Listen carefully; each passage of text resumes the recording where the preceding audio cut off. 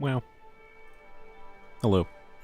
We are going to be very focused today by immediately being not focused because I want to do something quick that I was trying to finish before I started streaming, but I didn't finish before I started streaming. So we're going to do it live. We're going to do it right now. This is exactly what you expect to see in an exploration stream, which is that I'm going to check if, because someone asked in my Discord, and I realized I hadn't checked this yet. Someone asked in my Discord, is a attack goblet better than attack or cryo goblet for Escoffier? And I think that's going to depend a little bit on whether or not you have Shenhe. Hello, hello. I think it depends a little bit on whether or not you have Shenhe. Because cryo goblet, I think, will be better with Shenhe. Attack goblet will probably be competitive with cryo without Shenhe, is my guess. Because there's no attack buffing in her kit, and her multiplier damage is all attack scaling. Attack has quite high value in a Escoffier team context on Escoffier. It's just that Shenhe does not give extra value to attack. And I am already suspecting this is going to be the case because I already found on my account, right? On my account, I don't have my mouse. On my account, right? My Escoffier rebuild, I found that my best option very slightly, very slightly, and it's only because of the fact that I have this not that. Oh yeah, I'm using it right now because of my challenge video. It's only because I have this nonsense off piece to use, right? But point being, this is extremely slightly better. An attack circlet, even with Shenhe, when I did my calcs, is very slightly better for me for Escoffier. Golden Troop Escoffier is best in Slot. Yes, 100%. Like literally, even assuming you had the talents leveled equivalently,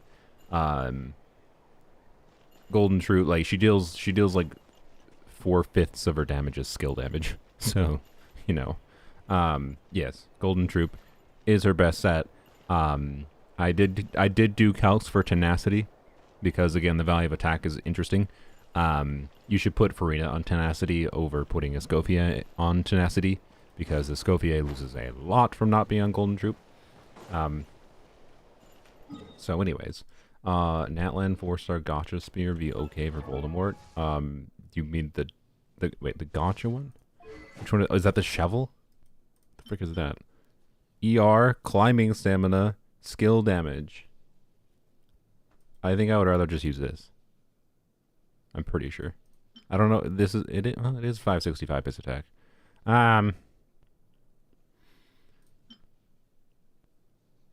Okay, so this doesn't have 100% uptime for Escoffier, the attack percent buff, right? That's the muddling factor here. I don't know. At low refinement, almost definitely not. She's already going to be fairly saturated in damage bonus. At high refine, 24% damage bonus. Oh wait, sorry, it's 24 at baseline. It's 48% at high refine. I think it's the same story. I don't know. We could check quick, I guess. We can check while I do this. If we're gonna do some Escoffier maths, it's not really that complicated maths. We're just using the damage calculator. We can check. We can check. I'm down with this. All right. So, oh, the button didn't work. Timothy Gilson, Escoffier seems like she'll be decent last slot in for Yoimiya Burgeon over Sitlali. Yes, probably better actually.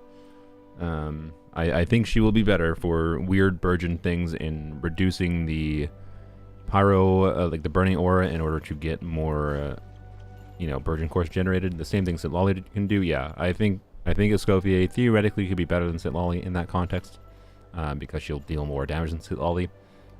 Other than the weird factor of Sitlali giving like a buff to your pyro units, like damage and whatever, if you're also trying to do talent damage, not just the version damage. So yes, you are not wrong. So anyway, let me look at this quick. Browser window. That, bam. Hey, look, it worked. Let's make it a little bigger. Strength is one of those things where you gotta use it or lose it. It's just gonna be off center, whatever. I don't feel like fixing that. Okay. Okay. We'll leave level 90. Well, actually, we'll do 80 out of 90. Talent level 9. Okay. And make sure Escoffier passive is up. I'm gonna do burst. No, I'm gonna do burst level 8 for Shenhe because Shenhe's burst is barely worth taking past level 8. I think in an Escoffier team context. No, not Constellation for Ayaka. We'll check with Farina with and without C1 because that might actually be a difference maker as far as the damage for whether or not attack goblet makes sense. Like that little bit of damage bonus from this could be the difference maker. We'll do Shenhe. Well, here, actually leave Shenhe disabled for now. We'll say 3,300 on a fully invested Shenhe. Okay. And 15% cryo bonus. This skill damage, yes. Tenacity, this. Okay. Down and enjoy a proper meal when you get hungry. So, what I like to do, I'm stack my plate up high, then squash it all gonna down. start with a 5-star weapon for this comparison, but Wolf it down in one go. we will check other weapons here, don't worry. Okay. So first we'll check cryo bonus. 20 crit damage. Actually, we can just start with yeah, I'm gonna start with Homa, sorry. I lied. I started with Homa.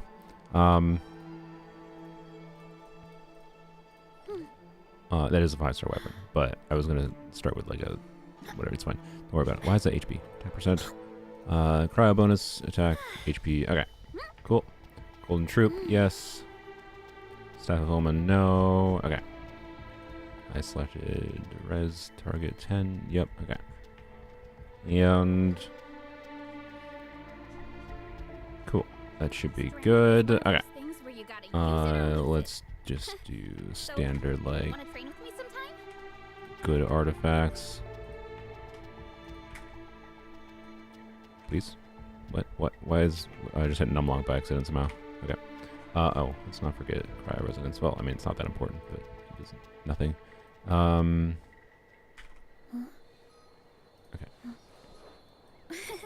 And we'll put a couple attack percent rolls on here too. Just to not, because if I had 0 attack percent rolls, I think that biases slightly towards an attack goblet more. But okay, so this would be a highly we're ignoring energy needs, by the way. In a triple cryo team, I think she has very low energy needs, not necessarily 0. I'm just comparing the same exact situation on both, right? Probably this is probably not the exact stats you will have on your Escoffier because you probably don't have these exact artifacts. It's not the point. The point is to keep the artifacts mostly the same, other than switching like the main set of the circlet for different weapons. But anyways, so with Shenhe buff up, you can see we're getting 47,316 on a crit. We're not going to change the total crit rate here by changing the attack goblet, so that should be fine. 29,969 on a non-Shenhe buff, right? And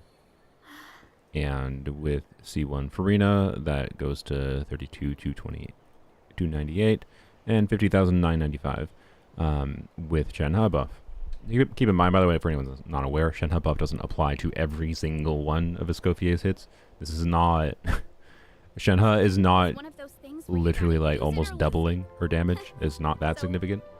But it is a pretty big buff. Shenhe's buffer here is...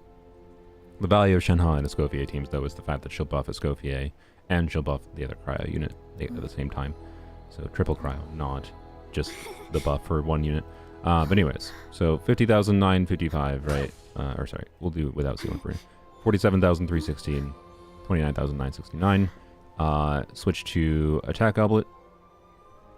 So nothing changed, everything equivalent. Yeah, you can see even with Shenhe buff, it's just barely worse. To be clear. And also it's better without. Okay, see? That's interesting. So how many times we got? Oh, we got to do actual real math. Her skill uptime, I believe, is 20 seconds, and hits every second. So this frozen parfait attack hits once per second. Shenhe, if you do 2 skills per rotation, that means every 20 seconds you're getting 14 instances of this buff. So 14 out of 20 of her frozen parfait attacks are going to have the buff, except for actually not, because, well, no, probably. I'm just trying to think whether or not you'd have Shenhe buff on her burst normally. I don't know. We can just assume it'll be on her skill. How OP is she? Quite OP. So 30,000. The 462. Minus, what was it with a cryo goblet? 29,969. Okay, so it's 493 damage more without Shenhe buff up. Multiply that by 7 hits is 3,451 extra damage. And how much does she lose with Shenhe buff? So we have oh, also I should have been using the average for this. Oopsies. Whatever, it's close enough to 100% crit rate. It's fine. Again, it's fine. We're assuming a high investment context here, which is not necessarily the perfect comparison. I acknowledge, but anyways, especially factoring in the energy question mark. But anyways, 47,316 minus 45,296. That's 2,000 less times 14. So you're losing a total of 24,000 damage. Even with Shenhe, you're losing a total of 24,000 damage. Without Shenhe, you're just gaining. So attack goblet is better without Shenhe. And that should grow even more. So with C1 Farina, attack goblet is 33,231. And cryo goblet is, yeah, it's like meaningfully higher actually. Remember, multiply this by like 20 hits, so that's like that extra. This is without the Shenhe buff, right? That extra with Shenhe buff, it's 50,995. Actually, what is that? How does that change? Yeah, okay, it just shrinks slightly. Okay, so. Yeah, 32,298 versus 32,231 minus. Oops, I got that wrong. 31. Okay, minus 32. What was it again? I forgot already because I had to retype. 32,298. It's 933 damage per times 21. That's, yeah, about 20. Well, I don't need to do the full count. That's 20,000. So how much more damage is that actually? It's not that crazy, to be clear. I would say use cryo goblet or attack goblet, regardless of Shenhe. Use whatever one has better substats. I think it is likely, to be clear, cryo goblet is better with Shenhe.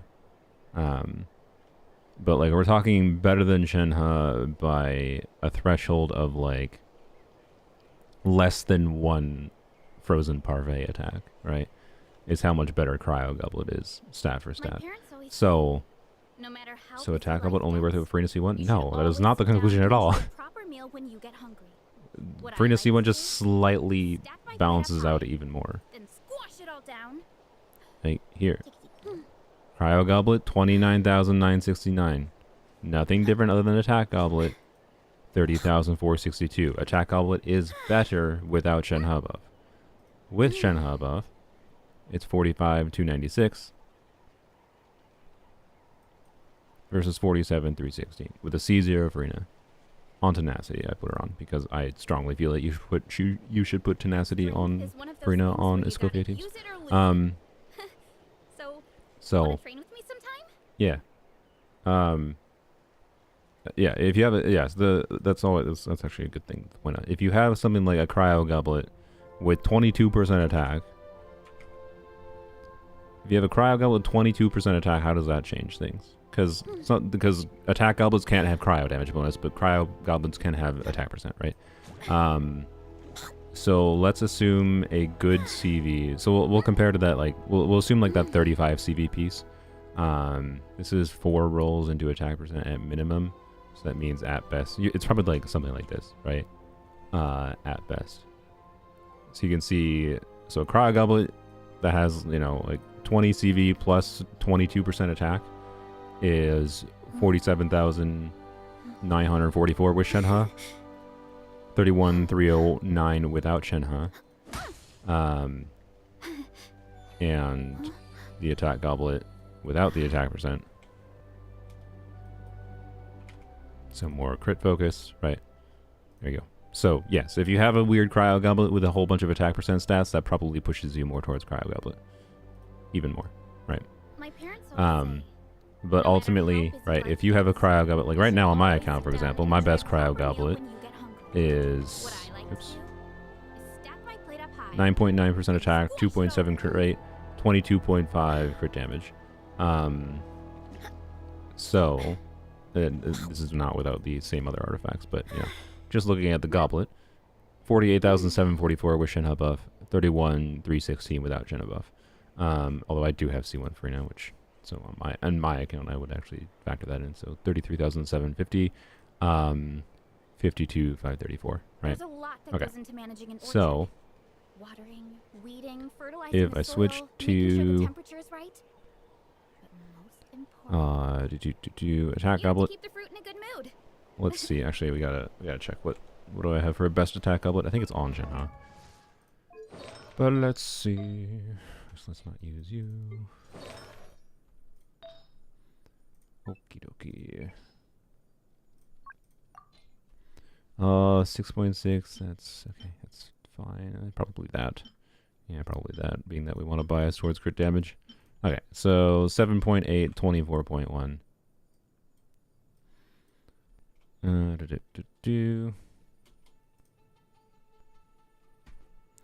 typing it right now while I look at it. That Genshin. Okay, so I gotta do flat attack. 35. 7.8. 24.1. So, for me, without Shenhe, 33,982. And with Shenhe, so yeah, same situation where Shenhe buff makes attack goblet worse, but attack goblet is, oh shoot, what was it without? Oh, I forgot. I think this was better, right? 33,982 was better versus my Cryo Goblet. Okay, I can without Shenhe, 33,982. Versus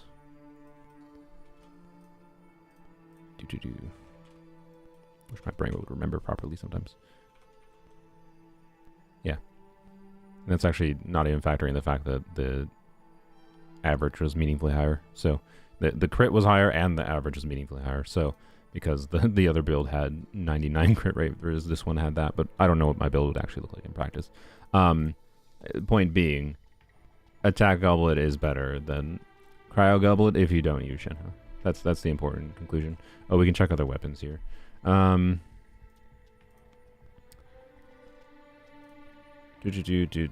first of all, since we don't have to really change any stats, let's check something like Skyward Spine. Well, actually, Skyward Spine will require changing stats.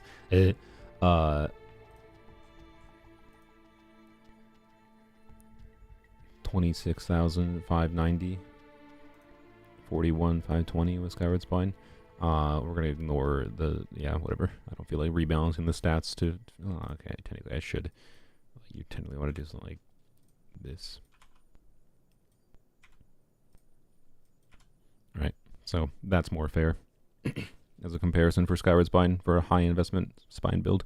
Spine has high base attack, help her get more attack, give some crit rate. It's just pretty good for her, and give some ER.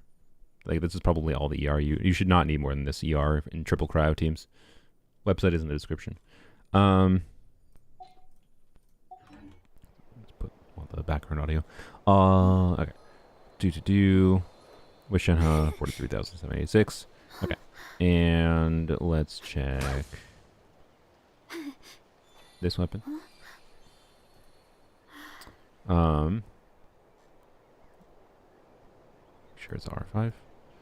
We'll check with and without the passive up. And let's go back to this.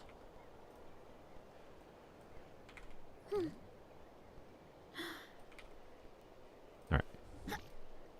So this weapon, compared to Skyward Spine, you can see it's pretty similar to Skyward Spine. Which has been consistent with my findings with this weapon on other characters, but the difference is that... So this 40% attack, right, has similar value to the attack that Skyward Spine gives with being a higher base attack weapon. But this passive is not up for all of her damage. It's only up for about half of her damage window. So that makes it kind of...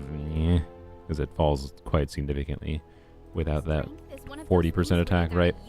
But it's not a terrible option still, I don't think. It might be one of the best free-to-play accessible weapon options, because the alternative is either like Blacklift or Royal Spear, I suppose, which we can check. Or we can also check the other event weapon, Missive Wind Spear. But yeah, oh yeah, with Shine Hub buff, it's 42,977. Okay. So what about Royal Spear? Okay, Royal Spear is a little bit weird one to evaluate, admittedly. Yeah, we get. I think the general average is you functionally get the equivalent to approximately 1 stack of crit rate is what you can treat Royal Spear as. So we'll pretend it has 8% crit rate. So it's kind of like, which means we should do the same thing as we did with Skyward Spine, but I would use Skyward Spine over Royal Spear. So rebalancing a little bit around the Royal Spear crit rate, you can see it's actually pretty usable. Why? Because it's an attack percent weapon, and attack percent is good on her. And we shouldn't have above 44,000. So, you know what? Unironically, Royal Spear kind of decent. Let's check back Blacklift though. So Blacklift is not gonna have its passive up basically ever for her. Not technically never, but basically never. So Blacklift, we gotta do back to 721. Oops. 721. Okay. So Blacklift is...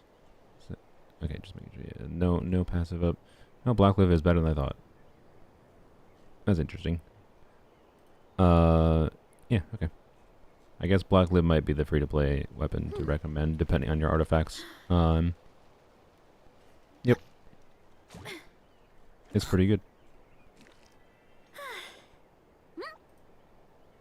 Yeah, there you go. Okay, Blacklift is probably the one to beat for a 4-star weapon then. Don't bother with Royal Spear on her. Unless you got a weird artifact situation that makes use of it properly. The lower I forgot about that factor. The Royal Spear is, you know, the weapon series that the lower investment your build is, the more you might appreciate having the royal weapons. Is my overall vibe. This is a simulation of a higher investment build, and again, we're not factoring in energy. And if she has like 30% energy recharge needs, right, we'd have to remove some crit rolls from this to properly compare it to like Skyward Spine, right? I would probably seriously consider using Skyward Spine over Blacklift if you have Skyward Spine. I want to emphasize that the ER is going to be relevant sometimes. So yeah, let's check Deathmatch. It's going to require changing the circlet, of course. Actually, wait, sorry. Before we check Deathmatch, let's check the other non-crit rate weapon. This stupid thing. So we'll check R1 versus R5. And okay, so it is. You know what? It's a lot better than I thought it was gonna be. Wait, is that better than Deathmatch or Blacklift? It is better than Blacklift, isn't it? Is it really? Why?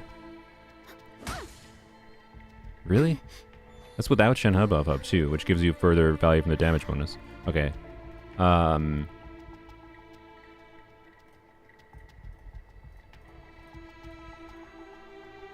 Okay, 25, 728, 41, 692. What was that? What was Blacklift? No, Blacklift was like 29. So okay, yeah. Okay, that makes sense. Okay, no, Blacklift is better. I was misremembering with something else. So it's okay. Again, particularly ER needs, right? It's actually this is much better at R1 than I thought it was going to be.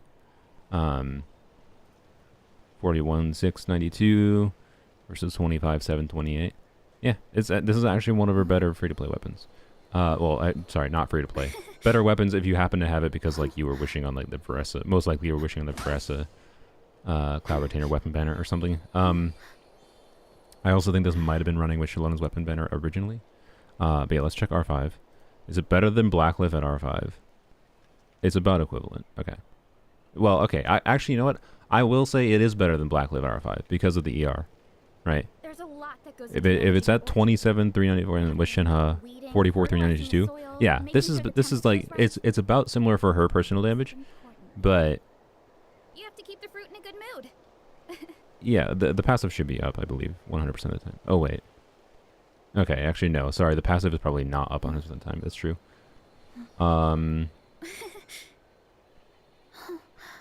Because this is only up for 8 seconds. I mean, it depends on the like. In this team, well, actually no, Shenhe, with Shenhe, you're gonna do a skill every 10 seconds, and Ayaka will do her skill too. So like in this team, it will be up 100% of the time, not in necessarily every Escoffier team, right? So that's a factor. But in this team context, at minimum, you are using skills enough that I am pretty confident to say that this weapon at R5 is better than Blacklift R1. Well, Blacklift R5s basically don't matter on Escoffier. She's not on field, she's not going to trigger the buff. You make a Ganyu team. We're not calculating Ganyu's damage, we're calculating Escoffier's damage. Like if we put Ganyu here instead of Ayaka, it doesn't change any of the numbers for Escoffier. But yeah, so you could do Ganyu here instead of Ayaka, and it'd be exactly the same results for Escoffier's damage. And let's check deathmatch. Check R1 first. We'll check with and without the fewer than 2 opponents buff, because obviously very often that will be up. We obviously need to do a crit damage circlet, and I'm actually gonna do this because I think that's a closer comparison actually. Okay, so deathmatch R1 level 90 without being fewer than 2 opponents. It's only a minor increase with fewer than 2 opponents. So this is with Shenhe, it's 48,000. Without Shenhe, 29,000. So yeah, you should probably use deathmatch if you have it, basically. But yeah, use deathmatch if you have it, which is not surprising. That is the expected result because crit value go burr. Especially because this would give you more flexibility to build energy recharge stats on your substats, but I don't know. If you need the energy recharge, it still might be worth considering, you know, Skyward Spine or whatever other ER weapon. Okay, if you're the 2 opponents, yeah, it jumps up a little bit. Nothing insane. But what does it jump up to with R5? Another, yeah, it's like a minor increase, so, yeah. Yeah, that's pretty good. It's definitely a good weapon option for her. Anything else to check? Oh, I think Calamity Queller, for what it's worth, is her second best weapon option. Oh, oopsies. I just realized I forgot to change something. I forgot to remove the... crap. Never mind. We gotta go redo the deathmatch. Oopsies. Because I think I left the crit damage here. Okay. Here, let's turn that into defense. And we'll pretend this is like 21% attack. Oopsies, that was a bit of a mistake. That would have had more crit damage than I should have had. Okay. Deathmatch passive, so 46.5 with Shenhe buff up, 28.8 without Shenhe buff up. So, a little bit less good than it looked before. With passive, 29.66, 47.4. And R5, 49.8, 32.1. Yeah. So, yeah. Jade Wing Spear. Sure, we can check Jade Wing Spear.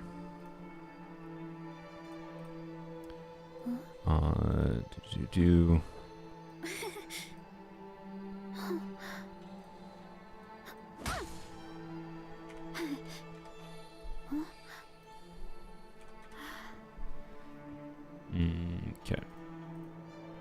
That's not necessarily a perfect comparison, tweaking those stats, but it's close enough. Okay, Jade Wing Spear. So I don't think... How many stacks do you have on Jade Wing? You keep these stacks off field, I believe, but you're not going to get max stacks. I think you're going to get like 3 stacks, maybe. You might get 4. I think you're going to get 3. I think you keep the stacks off field. If you don't keep the stacks off field, let me know. But I'm pretty sure you keep the stacks off field. You just don't gain stacks off field. But you do keep the stacks off field, if I recall. Although, well, it's only for 6 seconds though, too. So, we'll just check with and without. Okay. So yeah, without Shenhe buff 31 692, with Shenhe 49 428. So it's quite significantly better than Deathmatch, which is not too surprising because the base attack value goes high. It's pretty high with some Jade Spear stacks, so your first few skill hits should be a little bit higher. Nothing crazy though. So it's mostly just big fat crit stat stick weapon for her, but probably should be better than Deathmatch. Again, depending on weapons, like depending on weapons, depending on artifacts, because like I'm tweaking around the artifacts slightly to match the fact that there's different substat values, right? Ultimately, you won't necessarily have the artifacts to match whatever substat value on like Jade Spear versus Deathmatch. A Deathmatch might be better for you in practice just by nature of having a whole bunch of crit rate for free, right? What's her ER requirements of triple cryo? I don't know. I think low, but not nothing. Like I mentioned before, that's a factor. Okay, Calamity Queller, real quick. Back to crit rate. 21 crit damage. Okay, Calamity Queller. This passive should be fully up. She won't be on field. So Calamity Queller, you can see, is quite good. If you have a Calamity Queller for whatever reason, you should probably consider using Calamity Queller on her. So, yeah. And with Shenhe buff up, it's a little bit more underwhelming. But especially without Shenhe buff up, it's quite good. So, yeah. And I guess I should compare to signature weapon. So that's without the passive up. Passive. Yeah, there's the passive. So signature weapon is 40k. Without Shenhe buff up, 59,000 with Shenhe buff up. Yeah, just about what I expected. Voodoo's Elegy is probably an okay stat stick.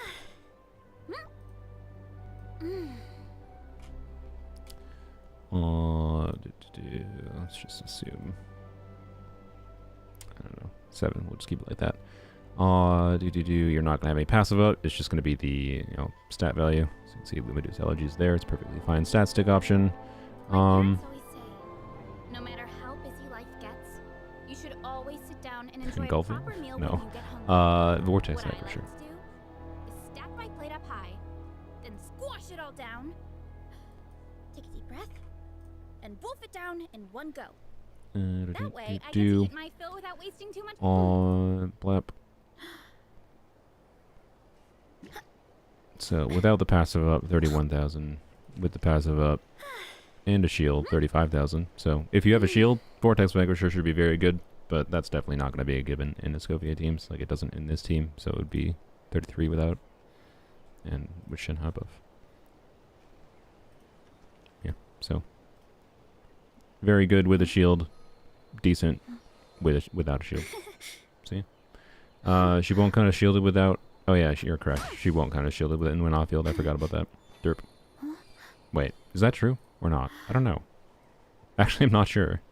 This weapon is that another anti-synergy with this weapon with Zhongli? Is that actually true? Does Zhongli not get the attack buff while off field? I never even thought about that. I actually am not 100% sure on that. I've never checked. If this buff doesn't work off field, that's yet another anti-synergy with Zhongli's weapon with Zhongli's kit, which is so funny. Like, yeah, Zhongli doesn't do that much off-field damage, but he does do off-field damage. It's part of his kit gimmick with like the construct synergy and like microwave Zhongli stuff, right? Like that was an intended part of his kit.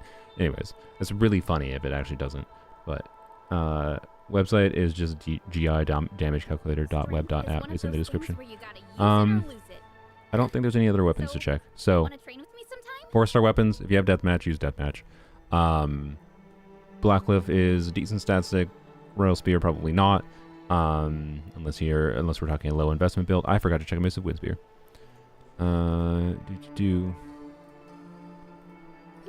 Missive Wind Spear is an older event weapon. You might not have it. Depends when you start playing. This is fine. Okay, Missive Wind Spear. So Wish and Hubba, 45k. 29. Actually, Missive Wind Spear is really freaking good. Jesus. Okay, actually maybe use Missive Wind Spear if you have it over Deathmatch. Again, depending on artifacts. Deathmatch will make it a lot easier to build her because crit good. Yay. So, you know. But Missive Wind Spear is competitive with Deathmatch, basically. Deathmatch I think was better, to be clear, with High Refine. I think Low Refine was about this, though, if I recall. But either way, when it's Missive Wind Spear is quite good. What is this weapon? I don't remember what this weapon does. I think it's burst damage, right? It's burst damage bonus, if I recall. Prospector's Drill, maybe? It uses an elemental skill, all marks. How do you get marks? I don't remember how you get marks. What's the name of this website? Oh my god, I literally just answered that. Check the description, yo. I literally answered that 2 seconds ago. I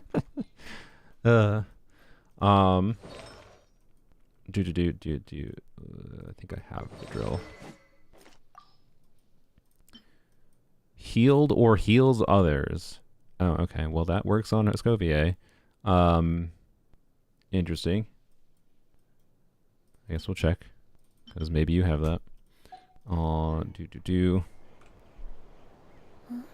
So that passive will be folly up. And yep, stats are the same. Yeah, so slightly better than Missive. If you have it. Yeah. So Prospector's Drill compelling, and with R5. Yeah, R5 is quite good. Yep. Still, to be clear, I don't think it's not better than like Homa, right?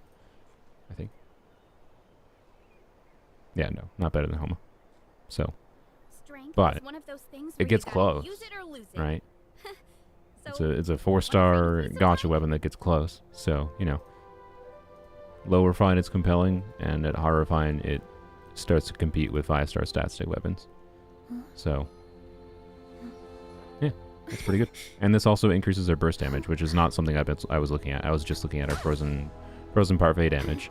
This giving her all elemental damage bonus and attack percent in the passive, rather than like skill damage bonus or whatever, is potentially a little bit better compared to something like the shovel when we were looking at that before, for example. But yeah, I wouldn't pull for this weapon for Escoffier, but if you have it, right? Fav, that's true. Because we like Fav energy good. My parents always say, no matter how busy life gets, We'll compare Fav to like Deathmatch. 90 out of 90. I mean, the refine doesn't matter. So Fav. Fav is love. Fav is life. We're at 24,800. For reference. Compare that to. Well, actually, I don't feel like switching the crit circlet with that, but for reference, compared to Blackcliff, I guess, because that won't require changing any of the artifacts here. Right. So we're talking a good 15%, 20% lower damage. Like and Blackcliff's like a bad weapon, right? So it's like 15% worse than Blackcliff. It's going to be like 20% worse than Deathmatch, probably 25% worse than 5-star stat sticks. So, you know, not ideal, I would say. That's in the neighborhood of like Escoffier is doing enough of the team's damage, generally speaking, in these teams, that I would not generally say you want to sacrifice that much damage on her. Even compared to like Blackcliff. So engulfing. Okay, so I don't know what the context of using engulfing on her would be, but I don't know, for the lulz, let's check. without any extra energy substats. I mean, hey, it's better than it's better than Fav for her personal damage. Oh, let's not forget about that. Yeah, it's an okay 5-star stat stick weapon, and it should solve our energy needs. So there you go. Use Fab to battery. I mean, yeah, Fab energy value is still high enough that, like, to be clear, if you need the energy particles for another unit in the team, like if the Fab particles in Escoffier are the difference in getting our Ayaka burst back or not, then yeah. But like with a triple cryo team, I feel like that's not the case, right? Especially because you like do Fav on Farina, do Fav on Shenhe. I really hope you don't need Fav on the Escoffier as well. So anyway, she has a surprisingly high amount of compelling options. I think Deathmatch was much better than I expected for a stat stick weapon for her, but that was ignoring the energy recharge question mark. Like I said, actually truly evaluating and recommending this does require understanding her energy needs more. Particularly, there's some nuance to, like, you know, because the most compelling option if you don't have Shenhe for her is going to be doing Yelan, for example, and that is not a cryo unit. Right? So if you're not doing a cryo unit, here we'll just throw in the where's the Hydra unit? Why are there no Hydra units in this game? There we go. Throw in any Hydra unit, doesn't matter. Her energy needs potentially jump up quite significantly by doing double Hydro. So there's different factors, is my point. Doing double Hydro, I think, will push you towards energy weapons. So it's worth considering Skyward Spine, event weapon, stupid shovel, or Fab even more in those contexts. So yeah. What? Chances Skirk will generate cryo particles? Probably fairly high. I would be surprised if she didn't. Let's go do artifacts. That was 40 minutes, by the way. I meant that to be quick. And then I was just like, alright, may as well look at all the weapons. Oh, good lord. Focused. Alright. I genuinely did think I was going to be a little bit more focused on doing the quest this stream. The catch. Why? Why are you using the catch on her? She doesn't do meaningful burst damage. It's 1/5 of her damage, yo. And also in some team contexts, you only like if you need the ER maybe, but like just use Fab if you're gonna use the catch on her. I don't know. If you're desperate, maybe the catch is technically not useless technically because you need your burst back or whatever. What did you see from your engulfing lightning test? It was a fine stat stick weapon, but like not better than Blackcliff, but that depends on your energy needs. So, you know, if you need the energy, engulfing is genuinely worth considering. And you know, that's kind of I think where that's at. I certainly wouldn't recommend engulfing on her though. I already did that. What am I doing?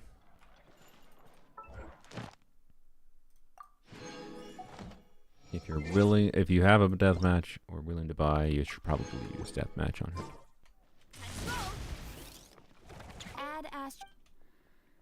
Thank you for exploring done. Yeah, yep. I did it so fast. I know. Thank you. So focused, so fast. My freaking crystal fly trap, huh? I'll remember to get that in a second. We're in Mondstadt. Let's go to do the domain first. All right, last day. I think I'm gonna spend in tenacity for a little while.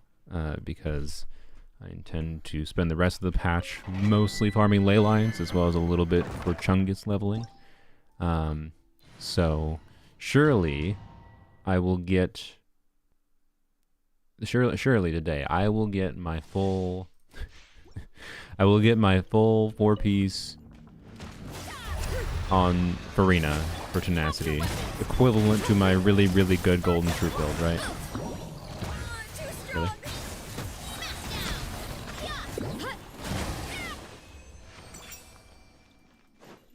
Varesa the best land explorer? I think so. That's my vibe right now. Wow. Thank you. Not like I want tenacity artifacts or anything. It's fine.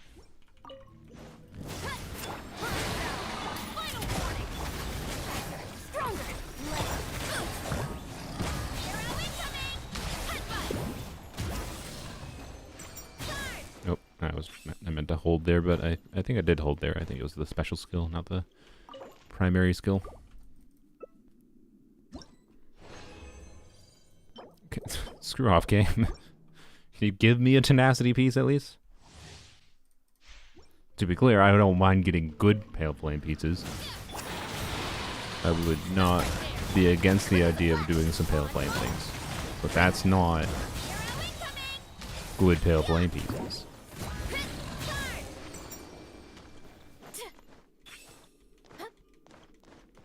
Why not Golden Troop on Farina? Because I strongly feel that Tenacity will be better.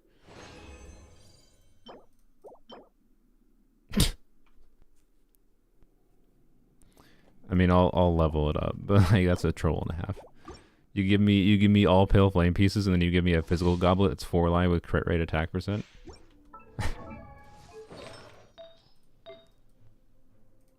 But yeah, I strongly feel that Tenacity is going to be meaningfully better for the team damage. Like I think we will see noticeably better clear times in Escoffier teams when Tenacity is on Farina, versus Farina on Golden Troop. But part of me doing this is because I want to compare this. I want to compare Tenacity at high investment levels versus Golden Troop at higher investment levels in game. I am confident enough that I am willing to spend a bunch of resin for it to try to see what happens, right? Come on. Okay, fine. This is why we engage with 4-line principle. I didn't want to level this right now, but alright, I guess we are.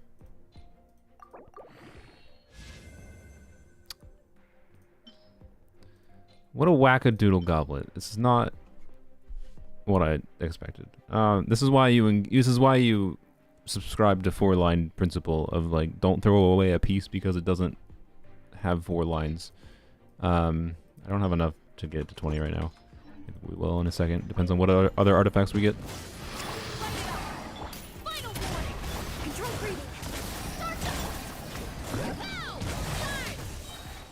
That could become the best physical goblet on my account. I think the problem is though, to be clear, I don't know. Like if it rolls another crit rate roll, I'll keep it because heavy crit rate piece is cool.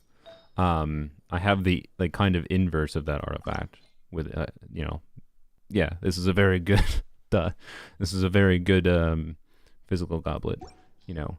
So it's already competing with a very good physical goblet that's off piece. So if it rolls well, though, if it rolls one more time in a crit rate, especially like crit rate and okay, again 4-line principle goblet, pyro goblets are always in demand. If it rolls very well into crit rate, like one more roll into crit rate, one more roll into attack in particular, that's definitely good enough to keep.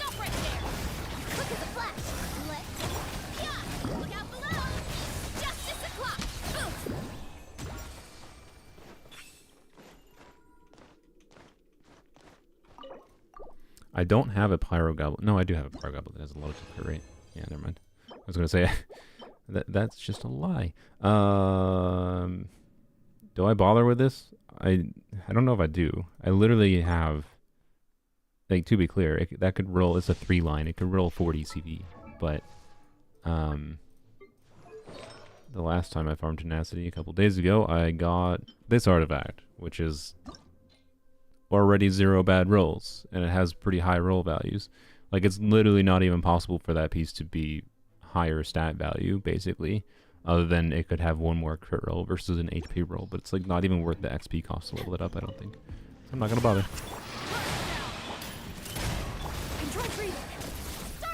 Goes a flower, different story. What?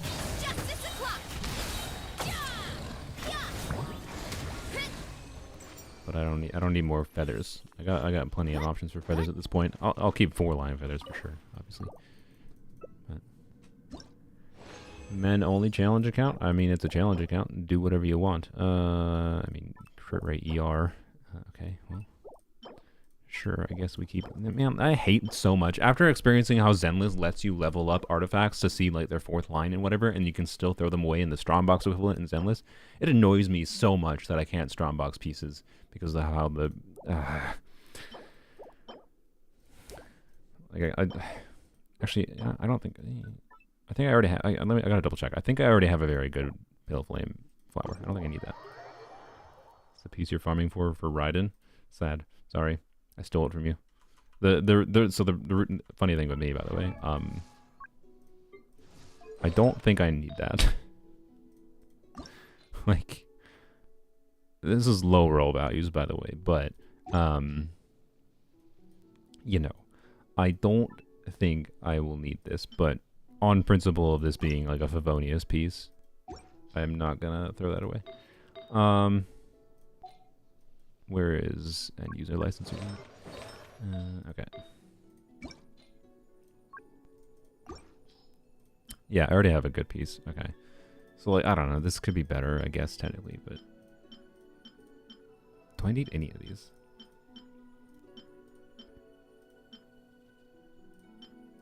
You know what? I'm just going to say no.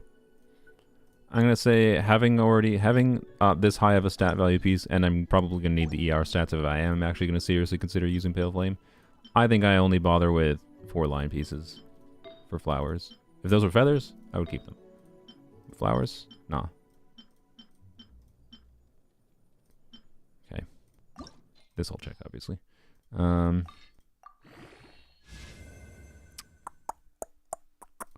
mean, maybe.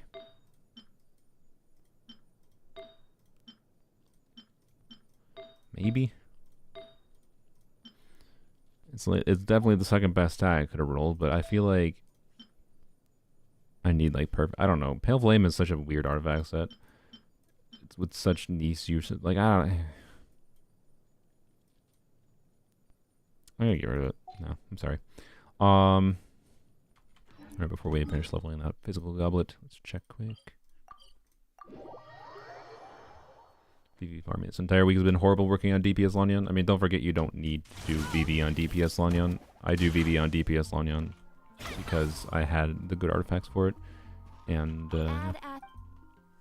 I don't think my feelings about DPS Lanyon would be meaningfully different. Why did I come here? Would be meaningfully different if I was doing 2-piece on her. I wouldn't get too focused on 4-piece VV for DPS Lanyon specifically, but it is nice in the context of having a universal build, so you can just like swap to TTDS for more supportive focus build or not. Of course, you gave me 3 feathers. Great, wonderful, exactly what I wanted. I don't think I need that. I have really good feather options in tenacity. Cool. All right, that's fine. Well. My Farina Tenacity build is going to be left a little bit wanting for a while. Oh well. Oh well. What is it doing?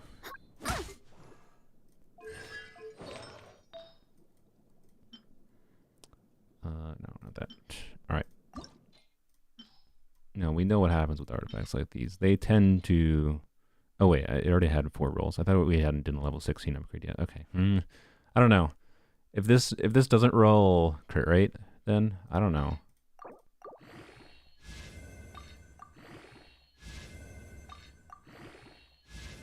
No. I'm gonna say no. I just don't think it's relevant. Not versus my existing physical goblet situation. Especially because like if I'm doing physical DPSing, one of the main ways you physical DPS is using Farina, and Farina enables 4-piece MH, which gives crit rate, so I feel like no, I would have considered with attack percent, but yeah. I will level this though.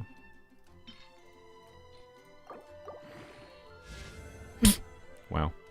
Beautiful. Alright. Sick. I just lost XP. Alright. Well, that was a day for artifacts. Someday they'll make the artifact system useful. Yeah, all they need to do is just copy ZZZ's system. Like, just change the freaking Strongbox so that, you know, it works like Zenless. Because in Zenless, you just get this, like, cumulative effect because if you don't keep an artifact, every single artifact you don't keep turns into a potential future artifact, right? Whereas in Genshin, every single artifact you level at all, you basically want to feed into another artifact in the future, it turns into XP. But like Zenless's XP balance and everything just makes it like, it's so much less awful. It's so much less awful. Anyways, what did I come here for? Oh wait, the crystal ball. My parents always say. Which I already grabbed.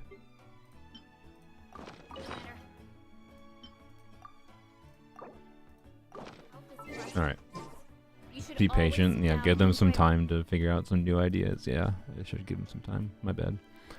Okay. Let's actually go to the... Actually, shoot. Should we do my other accounts quick? I should do my other accounts quick before we get lost in the Volcano quest. If we're gonna be distracted right now, or if we're gonna try to be focused with the Volcano quest, we're gonna try to be focused continuously. Let's not... I don't want to have like, oh, I need to go log into poems only in the back of my head, right? So, yeah. And saving up for a C6 character, any suggestions? I already have C6 Moika and C2 Zitlali. I mean, the only reason to C6 a character is because you like them a lot. So, I don't know. If you want ones that I think are actually maybe worth considering, it's the ones that change the gameplay of the character. To some meaningful degree. There's very few that do that. You know, like, Farina is a consideration, kind of, because it allows you to do, like, front-loaded nuke damage Farina. If that's your thing, you can also do... I don't know, I'm trying to think of ones that... Yeah, I guess Emily is a similar story. Do extra damage on Emily. Why do I only have 160 resin? What happened? Oh, because I let it cap the other day. Oopsies. No turtle paws screen? Yeah. There you go. Here's a turtle. So, I don't know. I'm not saying go for Farina. I'm just saying she's one of the interesting ones. I don't know. No is my vote. I'm sorry. You're asking the wrong person for who to C6. You ask me C6 a character and I say no.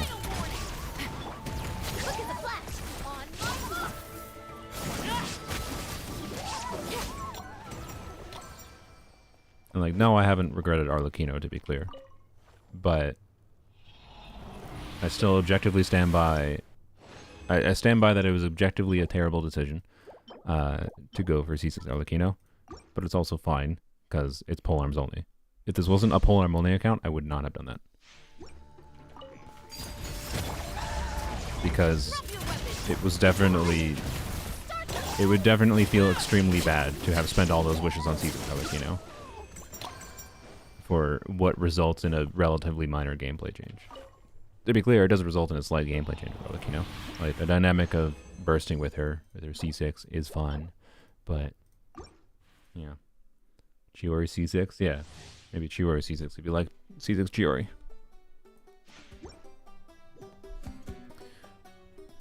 As a C6 Moika, however, you can force her into a lot of teams as an off-field damage dealer. You can do that with C1... Or sorry, C0 Moika. Also C1 Moika. I put her... That's like 99% of my usage of Moika. I don't have C6 Moika, but I'm using her as an off-field damage dealer. And I've shown me using my Moika in teams where she gets like 140k off-field melt hits. Like... Or like 100k vaporize hits. I'm pretty sure you can do C6... Like, also, you're probably overvaluing C6 Moika for off-field damage, because C6 Moika is one of the biggest scams in this game, in that, yeah, it makes her do this stupid little, like, extra damage off-field, except it doesn't apply Pyro. You literally can't trigger any reactions with that damage. It's garbage. It's actually a scam. Sorry. Like... It barely does anything. If you're actually like making a team where Moika is doing meaningful off-field damage, like triggering vaporizes or melts off-field, C6 Moika does very little for that.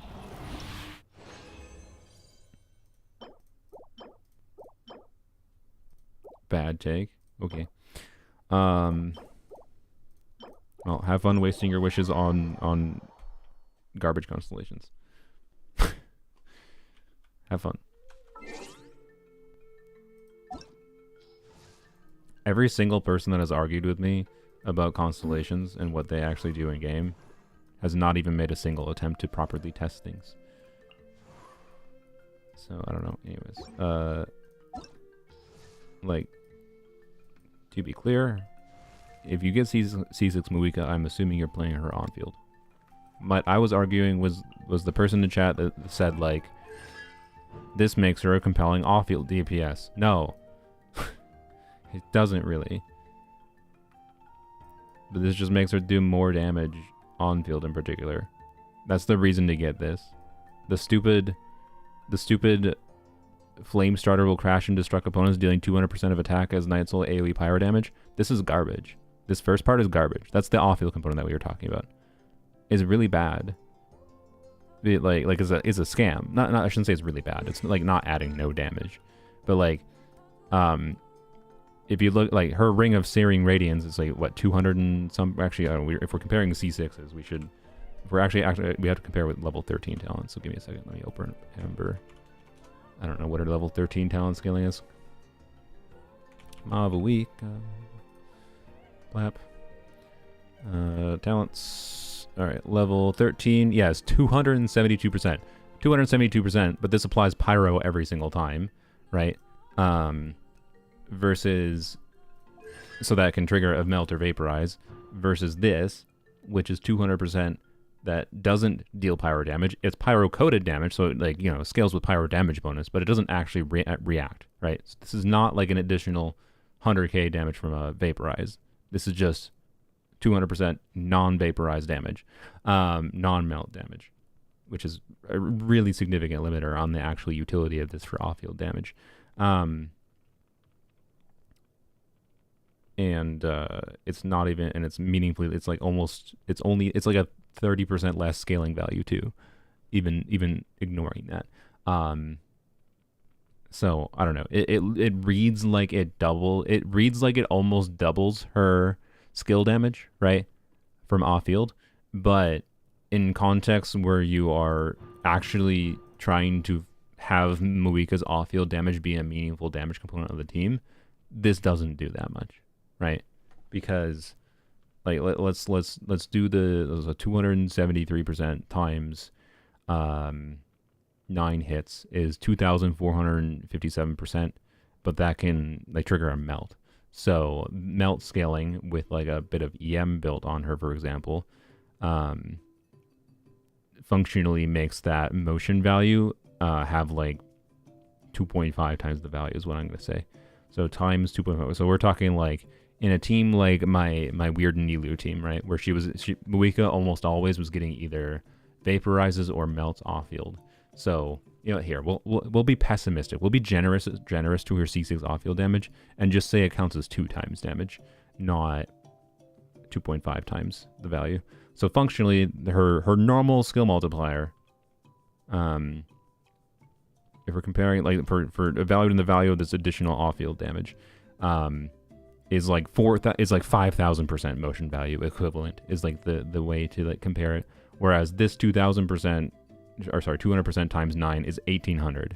Like, it's not nothing, to be clear, but it's like, what is that extra? That's like an extra 30%. An extra 30% damage is not the difference maker in like, oh, whether or not she feels like a compelling off-field DPS. Like, I don't know. I can tell you, having C1 Muika, she feels like a very, very compelling off-field DPS with C1, without using her burst. I mean,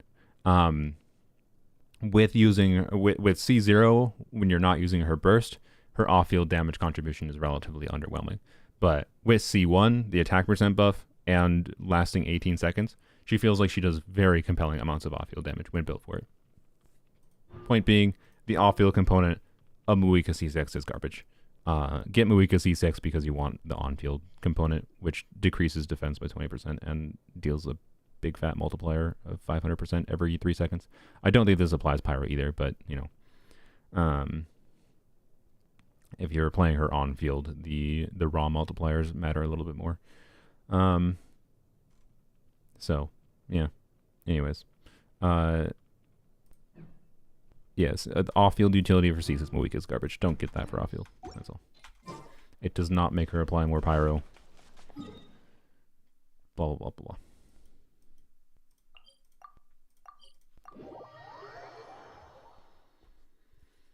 C0 with Golden Troop better than C6 Moika. For what do you mean? What? Like Golden Troop on Moika? No, I'm not saying put Golden Troop on Moika at C0 is better than C6 Moika. Obviously, C6 Moika is a stronger off-field DPS than a lower Constellation Moika, because you gotta remember, like, C2, remember? C2 gives 20% def shred. Like, just to anyone. Like, you know, like, go look at Nahida C2. Nahida C2 gives 20% def shred, but only when you have enemies that have quickened on them, so only with Electro and Nahida in the team. We could just give 20% def shred with C2. Or C2's stupid. With the same logic, C6 Arlecchino is one of the worst C6 in the game. What are you talking about? I was talking about the off-field... God, some of you people in chat are making me want to stop streaming right now. I just want to do an exploration vibe stream. And like, what? You're singling out her C6 rather than valuing all the total... That's why I was comparing her skill damage, Squiggly. How do you not I don't know how much I could explain this more simply than I am. I was comparing the skill versus skill. What the off-field component does for her off-field damage.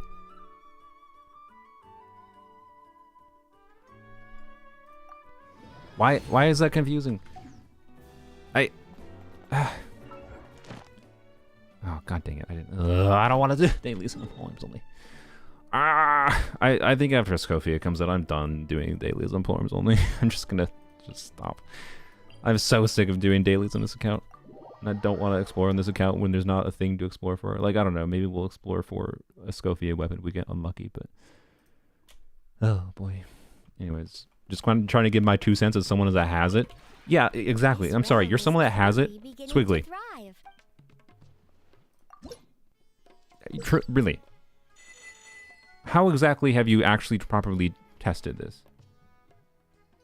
Like what you're trying to... You're missing my point because you feel like I'm saying something to you that invalidates one of something you felt that justified you getting the C6. And I'm sorry, but for off-field utility, there's not much reason to get her C6.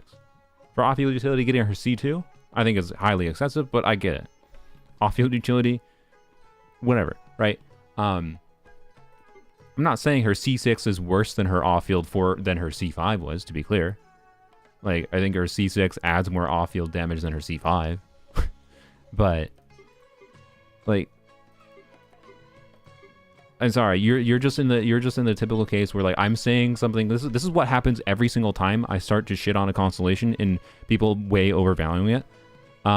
In some form, even in a specific limited context where I'm specifically looking at specifically the off-field damage context.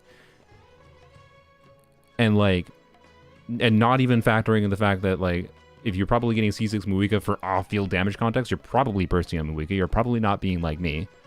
So I was being more generous to her C6 off-field utility in that comparison. Like, I was being generous to her C6 off-field. Can we be chill? No. I'm sorry, because I like to hate on constellations because they're garbage. I'm sorry, dude. Like C6s are garbage. Like, they're garbage. And I get annoyed by people who are like, I have C6 and it's actually amazing, that come into my chat and are like trying to say, no, you're not giving C6 enough credit. No, it's garbage. I wasn't, Joestar, I know you're trolling. I wasn't talking 4-star C6s. Anyways. If you ever... So, yeah, sorry for being a butthole. But I feel like being a butthole is necessary sometimes, especially when it comes to stupid things that shouldn't exist. I'm still of the opinion that, you know, if I were to make a gacha game and I'm trying to not implement hyper-predatory things, there is, to be clear, the relative, like, how much pulls you get for free, how much yada yada, how much things actually cost for money. If you are spending money, all these factors matter.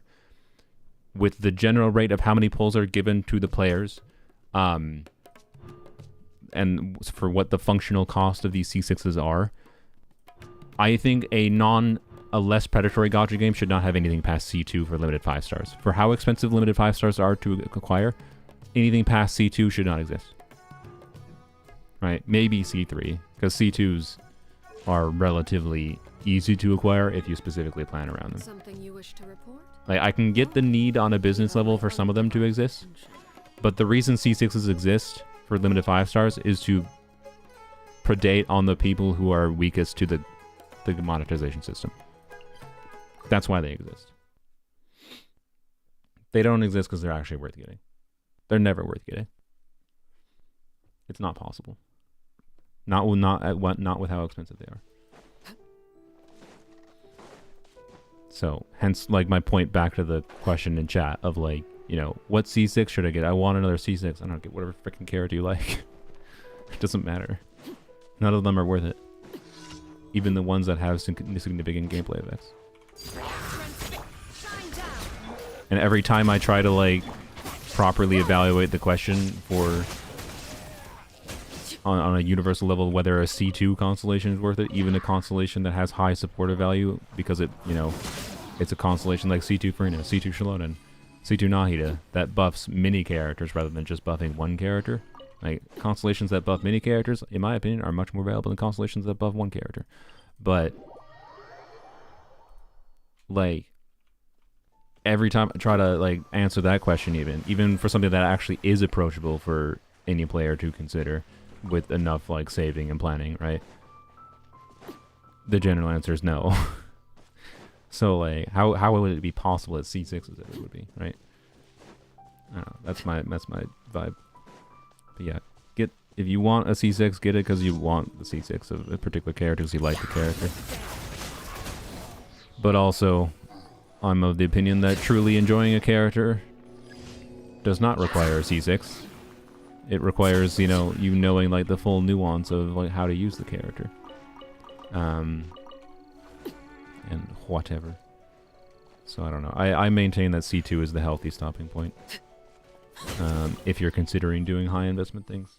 Especially someone like Moika. Like, she gains such a stupid increase from her she's already a stupid character at C0.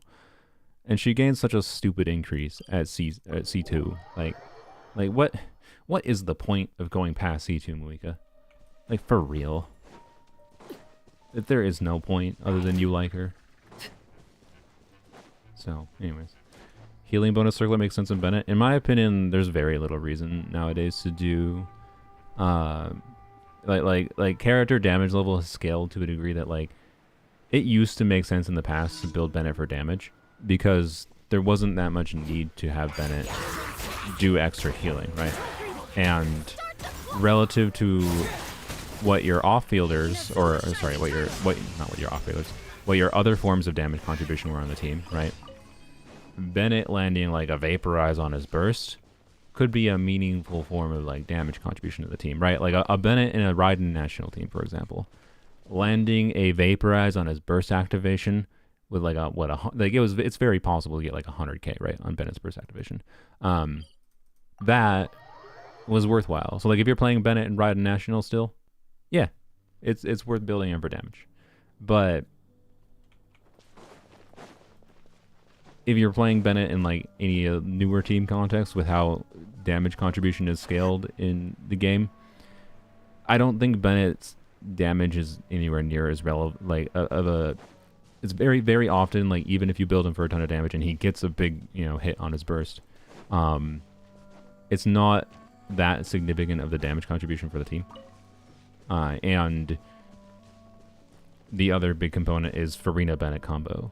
Is a very common, compelling combo, and that is a combo that, unless you have C2 Farina, although even if you have C2 Farina, I would actually say there is compelling reasons to build Bennett for healing, because building Bennett for over healing to proc Farina's A4 passive helps keep up Farina's damage, which is beneficial for C2 Farina. So, anyways, like the Farina Bennett combo really, really, in my opinion, pushes Bennett to, yes, you should do a healing focus build.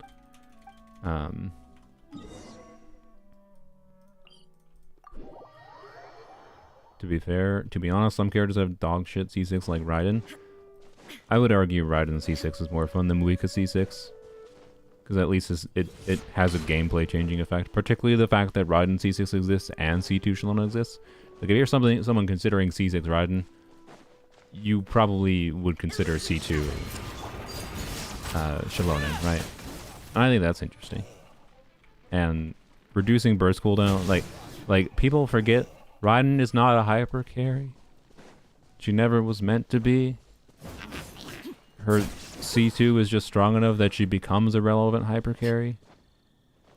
Like, but like her intended use was supportive utility of like her energy refunding dynamic. Like her intended use was her synergy with other units in the game.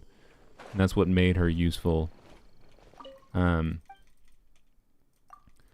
So, I don't know. Her C6 is actually kind of interesting. To be clear, is it worth the cost? No. I just had that. Yeah, no. It's not worth it. It's not worth it.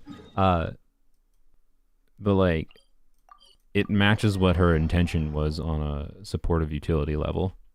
In that, oh, this character lets you do more burst damaging things on your other units. That was the design intention with this character.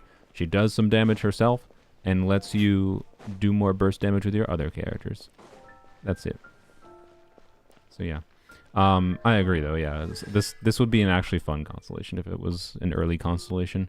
Like yeah, put this as her C1 and it's like, oh, that's sick.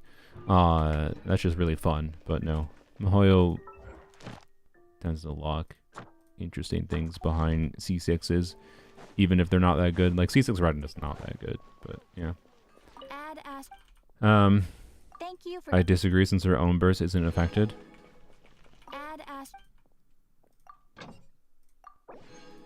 I don't know what to tell you other than the things I just told you. I'm not going to repeat the things I just told you, Penguin. Supportive utility. That means for others. It's for others. That's part of her core kit design. Is her utility for others. I'm of the opinion her C6 should have been in base kit, honestly. I think Raiden is an extremely underwhelming character in her base kit. Extremely underwhelming. If Hyper Bloom didn't exist, she'd be kind of poop for her base kit. But the fact that she is she's a significantly better Hyper Bloom trigger than Kuki. Like the 1.5 seconds difference in triggering Hyper Blooms matters a lot. As far as like consistent Hyper Bloom damage output, Kuki just has problems in like there's core buildup and whatever, and yeah. So, anyways, Raiden baited into investing into C2 R1. Now it's sunk cost Raiden fans pretty much. Like I don't know, she's still usable, and like she's gained by like having eons on exist and whatever for her. Like I don't know. Anyways, like I'm happy with how my C1 Raiden performs. I don't think I would struggle to clear with my C1 Raiden. Like building her as a, you know, primary damage dealer, but yeah. Anywho's, done farming for Vivian. I don't think I'm gonna get Vivian. I decided to go for C1 trigger and pass on Vivian. I'll do a 10 pull for Vivian, but I decided she's like, I don't know, I might regret it, because like, I like Anomaly in the game, but there's too many unknowns with things that are gonna change in Zenless for me to consider getting her. Is my overall vibe. Did I finish my dailies? I didn't spend 150 resin. Whatever, we don't need that. It's fine.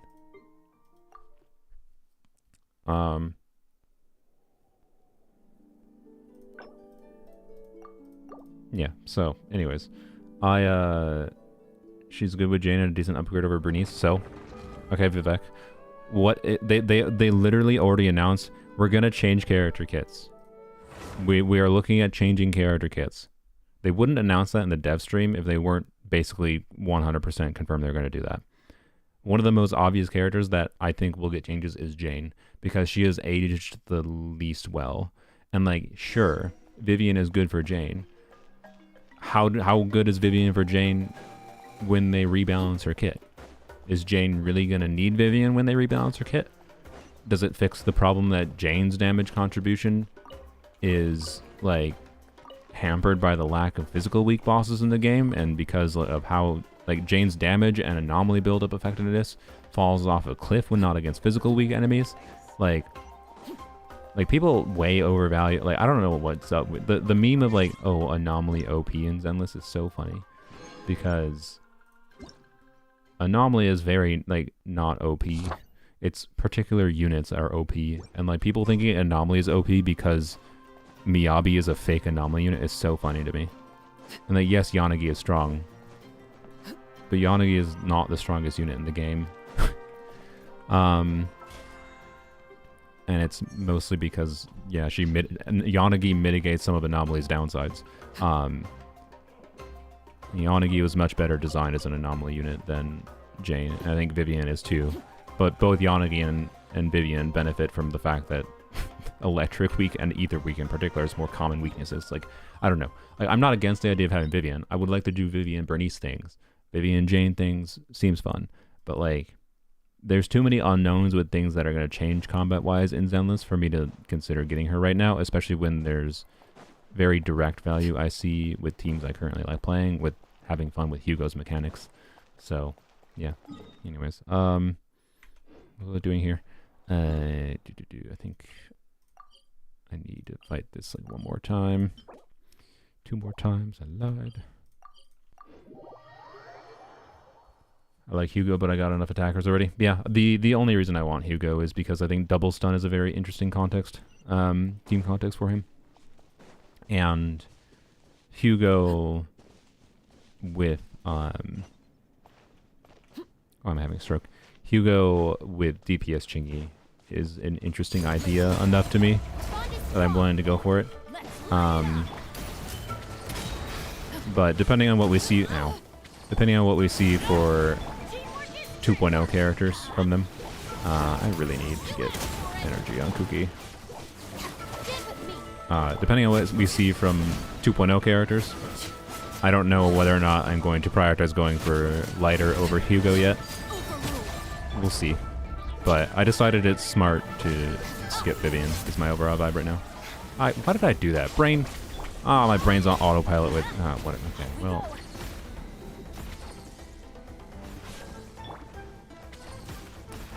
Yep, I don't know if this is actually outside of the range of the thing. It is. Okay, good.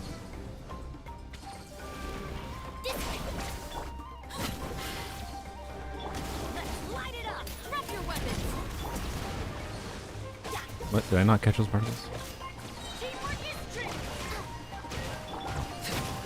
Oh, I didn't put a skill on.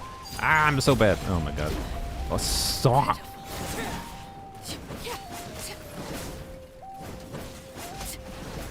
Okay, this account is just pain to farm on. Alright, cool. Garbage. Sweet. Let's go heal, because I don't want to die in one hit. While you farming this boss, Eon's on.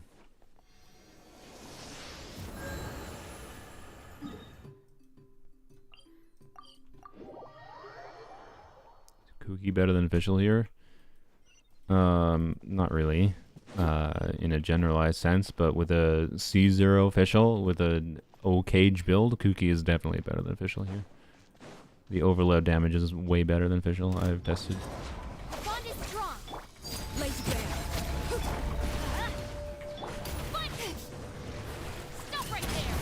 This is without Cookie on a Tenacity build either.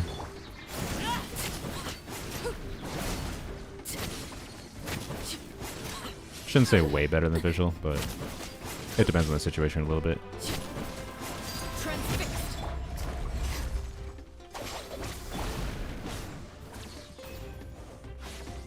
Oh, okay, I thought you were gonna go. I could have maybe killed it there. I thought it was gonna go to its shield phase. I don't know why I hung down there just long. God dang it.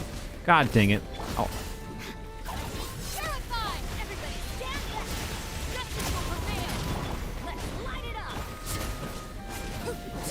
Oh, I'm gonna get... I'm stupid. Yep, yep. Oh, we killed it. Nice. Oh yeah, because it had 2 health left. Alright.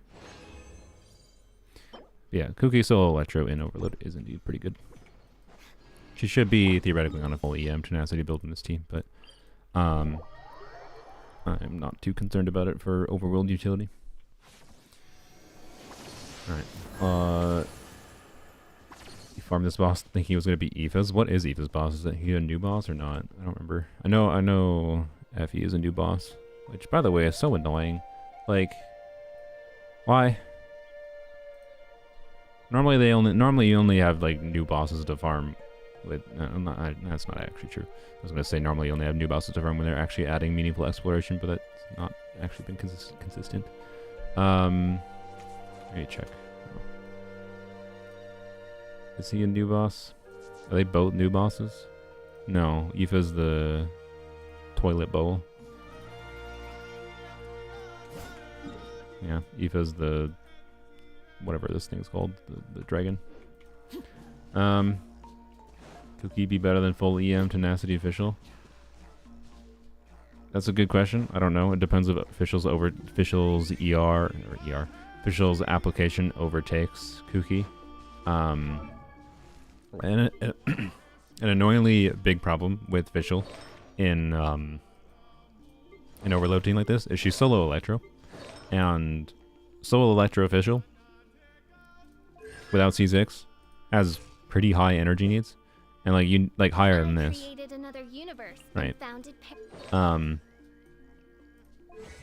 So that's a factor too. But yeah, I don't know. Fischl is harder to get use of here with the investment that she has in this account is the long and short of it. So she's definitely useful in aggravate teams for sure still with this build, but a little sus outside. So yeah. Yeah, you can see I put on an ER timepiece to help solve the problem. if you want proof of that, I forgot I did that. Yep. Oh boy. I created another universe. I leveled that to max. I don't think it's worthwhile right now, actually. Let's go here. Mualani's Constellations. I mean, if you really like Mualani's Constellations just does more of what Mualani does, which is like more frontlander damage. Realistically, I think C6. Sorry, brain. Realistically, I think C1 will have the most noticeable effect on what it is like to use Mualani, because an additional big instance of frontlander damage on her first Sharky Bite is quite significant. And like most of the people who like playing Mualani like her for her like front-loaded damage utility. So even though like C1 doesn't necessarily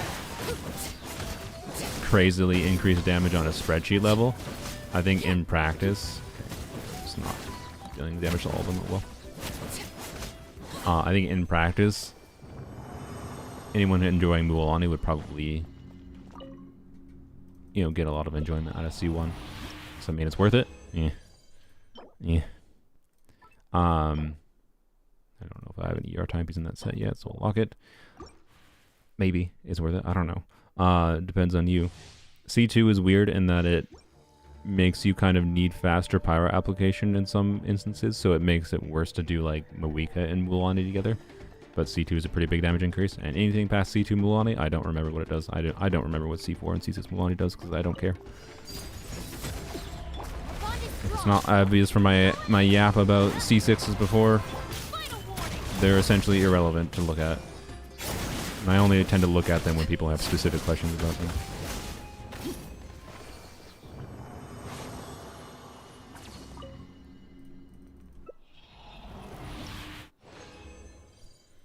C6 is C1, but more? Well, there you go. This volcano exploring is going really well, indeed. The curse of having too many Genshin accounts, to be honest. And wanting to actually log into this one to try to improve it a little bit. Like clearing the abyss on this account more than anything has motivated me to want to have Eon Sun level. So, it's, that's what I'm doing. C6 Sarita. Clearly the best C6 in the game. Everyone needs to get it. Completely changes the character. When you get C6 Sarita, she clones herself and turns into Cryo Bennett, Cryo Farina, Cryo Skirk, Cryo Escoffier. Like you can use 4 copies of Sarita all at the same time. There you go. That's what would make a C6 character actually worth it to me. If they clone themselves and turn themselves into variants of the most powerful characters in the game. That's what it would take. Anyways, yeah, not hit on electric charge team with overrun, a good idea to buff its personal damage. So his application is worse than like originally it was said that his passive, which is most of his damage contribution, didn't have any ICD. This electro damage every 1.8 seconds. It does. It only applies electro every other hit. So other than that, he has like, you know, standard ICD on his sound wave collision damage. Like, point being, I don't know, like, no, not necessarily. Like, you can maybe improve team damage still by throwing Nahida in an electro charge team, because you're turning it from an electro charge team into a hyper bloom team. And in that context, building Auron for EM is probably worthwhile, not because of aggravate, but because he'll probably be triggering some hyper blooms. So yeah. Anyways, happy Easter. Oh yeah, it's Easter. Happy Easter to anyone who celebrates it. I just recalled that I broke my phone, by the way. You might have seen my community posts. I broke my phone. That was the first time I've ever broken my phone. And you want to know how it happened? It's my freaking desk. I knew it was going to happen eventually, because like my desk is like right by my the desk is a standing desk with these like really chonky metal heavy metal base arms, right, that have to hold up the desk. They have to be chunky, otherwise when the desk is standing it'd be unstable as heck. It'd be garbage, right? No one would want a standing desk that wobbles all the time when you're using it in standing mode. But it has these like long metal feet that have these like, they're not like literally sharp, they're not going to cut me, but they have these very hard edges. Like, it doesn't have rounded edges on the bottom, on the base. It has these very like metal edge with a very slight rounding to it. Point being, and I have a charger from my desk over to my bed, and like, you know, I'll do what humans do, and we shouldn't do, yes, but I'll be on my phone in my bed and like be connected to the charger and be laying to the side, but it's a stupid slippery brick, and it like falls out of my hand sometimes and then falls down right onto the stupid metal foot of this desk, because it's a giant metal foot, because it has to be a giant metal foot because it's a standing desk. This wasn't a problem with my previous desk, because it was just a IKEA desk with just, you know, standard legs that go straight down, don't have a giant metal base, right?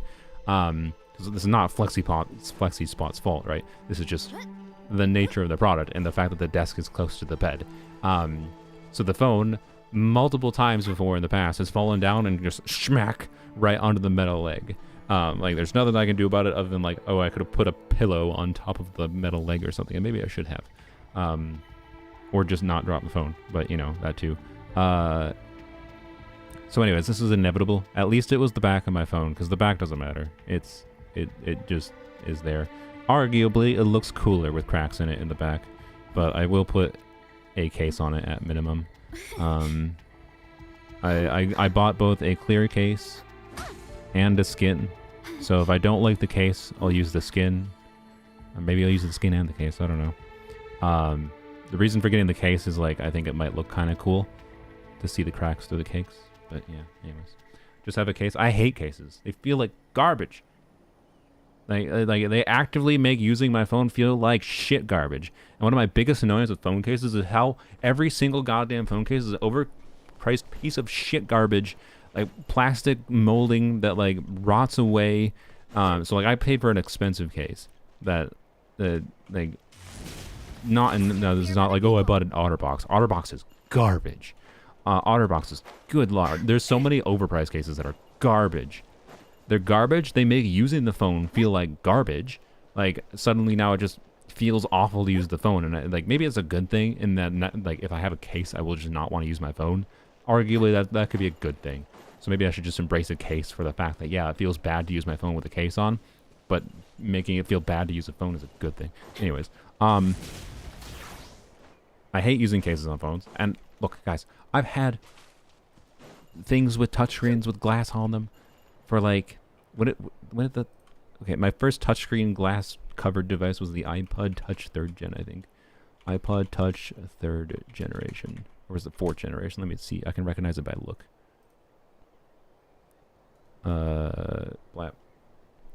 iPod Touch 3rd generation. Was that it? No, I think I didn't think that. I think I got the 4th generation. I'm dating myself here. Oh no. Yeah, it was that one. Yeah, it was this one. Yep, this was my first touchscreen device. And $75. What? Anyway, wanna train with me sometime? that was my first touchscreen device. Wait, when was the... I forgot. I was checking the release date. Release... What? Oops. 4th. What? Not Reddit? What frick? 2010. I've been using touchscreen devices for 15 years. This is the first one that I broke. First one that I broke. It's fine. Like, I think my track record is pretty good. With no cases. With no cases. 15 years. One break with no cases. And no screen protectors either. Although, like, the screen protectors saying the reason. Like, tempered glass screen protectors, hate them. Hate them. Why? Because all the freaking time in, like, UI element, this is the same reason I hate cases, by the way. Even since way back then, you know, smartphone UI, you do this crazy thing. I don't know if you knew this. On touchscreens, you touch the screen to navigate. And one of the main gestures that you do on touchscreens is swiping. You tend to swipe from the edge. There's a lot of core navigation things you do on phones, any platform, where you swipe from the edge. Having a freaking case in the way that is a raised edge or a tempered glass screen protector that itself, like, makes there be a terrible, like, edge on the freaking... And, like, there's some, like, good quality screen protectors that mitigate this, by the way, but that have rounded edges on them. I've used those. I like those, actually, but I just don't usually care to pay for them. But anyways, so screen protectors is a solvable problem by buying a better product. But cases inherently, like, tend to, you know, by nature of, like, oh, they protect the edges of your glass screen by raising up, like, so that, you know, when you drop it, it falls on the edge of the case rather than falling on the edge of your phone. Duh, makes sense. So my point is, like, cases inherently interfere with the usability of phones. If cases are going to do what cases are supposed to do, they have to interfere with the usability of the phone. Even minimalist ones, they have to... okay, literally minimalist ones that don't go over the edge of the phone at all are literally doing almost nothing for you. If the case does not go over the edge of the front of the phone to make it so that when you drop it, like, flat on its... like, if it's dropping and you drop it down the ground, that it just hits the glass anyways when you're dropping it, what is the point of a case then? All it does is protect from scratches, and, like, scratches don't happen that often. And they're cosmetic bullcrap that doesn't matter. So, anyways, what I should do more than anything is probably just pay for expensive screen protectors that have a rounded edge and don't interfere with the usability of the phone. But I don't know. Every time I've used those screen protectors, like, I forgot what the brand was, but I found one in the past that I really liked. And then after, like, a few months of usage, the oleophobic coating on the screen protector wore off, and the screen protector felt garbage to use. And, like, it got fingerprints that were basically impossible. So the oleophobic coating is what's on, like, your phone screen or your screen protectors to make it feel smooth. This is part of the reason, and it's also to, like, to help with fingerprints. That oleophobic coating, if it's shitty, will, like, wear off from screen protectors. Or cheap phones have the same problem, right? And if that's one thing that you've, like, noticed, you've used your phone for a long time or used a screen protector for a while, and, like, it doesn't feel as nice as it did when new, that's probably part of the reason. It's because, like, it doesn't feel as nice to touch it when it doesn't feel smooth, when there's not, like, a lowered amount of friction when you're, like, moving your finger around the screen, right? Instead, like, you're feeling resistance. So, point being, wow, good job me being productive with this quest. What is this quest? Okay, I don't know what this quest is, but I don't think it's part of the main quest, and I don't know why it's selected. It's this one, right? No? What is this one? Wait, is it? No, what the frick is this one? What? Okay, I apparently never did this quest. What?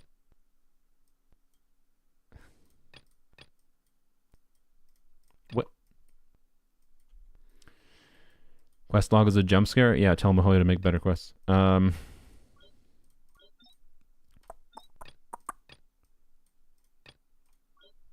what the frick is the quest? I guess I can select it this way. The one benefit of the FOMO gems is that there's a shortcut. There we go. Okay. No matter how busy life gets, you should always sit down and enjoy a proper meal when you... Completely focused. We're the #1 hater. Hater? What are you talking about? What am I hating on?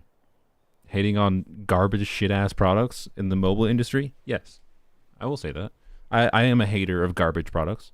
I think garbage products are the cesspool, are an example of the cesspool of capitalism. Because you can't expect every buyer to be informed. You can't expect every buyer to understand that there is value to paying for a better quality screen protector that has not shitty quality oleophobic coating. You hate on everything every time I join the stream? Okay, then don't watch me. I'm sorry. I'm sorry for saying my opinions. I'm sorry. Sorry for not being a fucking bunny rabbit. You know you enjoy it? Well, that's good. Huh. Next time I do an Easter stream, I'll just say Happy Easter. And how about happy? I don't know. Sorry, I can't embrace the.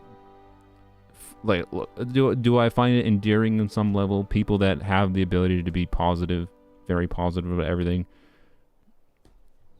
Sure, but it also, I don't know if I've seen a single real human being that doesn't seem fake as fuck when they act that way, at least publicly. Like, I don't know. Anyways, bunny rabbits can be vicious. Yeah, see, I'm a bunny rabbit. I'm a bunny rabbit. No, I'm not really a bunny rabbit. But if I were a bunny rabbit, like, that's the ideal. The ideal is being a bunny rabbit and, you know, being nice and happy in your life all the time, but then also biting someone's face off if it necessitates it. That's the ideal. And unfortunately, I think I am not the ideal. I think I am more biting face off than bunny rabbit. Anyways. I have 2 bunnies, and one is really bitching all the time, and one is chill as could be. Anyways, why did I? What? I have now distracted by my stupid metaphors, and I didn't read the text. Oopsies. This is a different servant than the last one, right? Because each servant we meet, like, the battery dies, if I recall.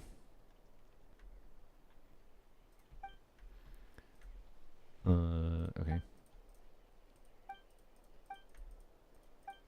Okay, so what are we doing here in this new sub-area? The initial sub-area where we were powering up the batteries and whatever. And now we are reaching the heart of the Sacred Mountain. So we're just continuing our quest to save our friend that I definitely care about. Newly excavated entrance. Descend in the... Okay. Must obtain a permit. Okay. Sure. Imagine bureaucracy requiring obtaining a permit to enter somewhere when the civilization has died. Excuse me? We know that civilization has collapsed, but you still need a visa to live here. Please fill out the necessary forms.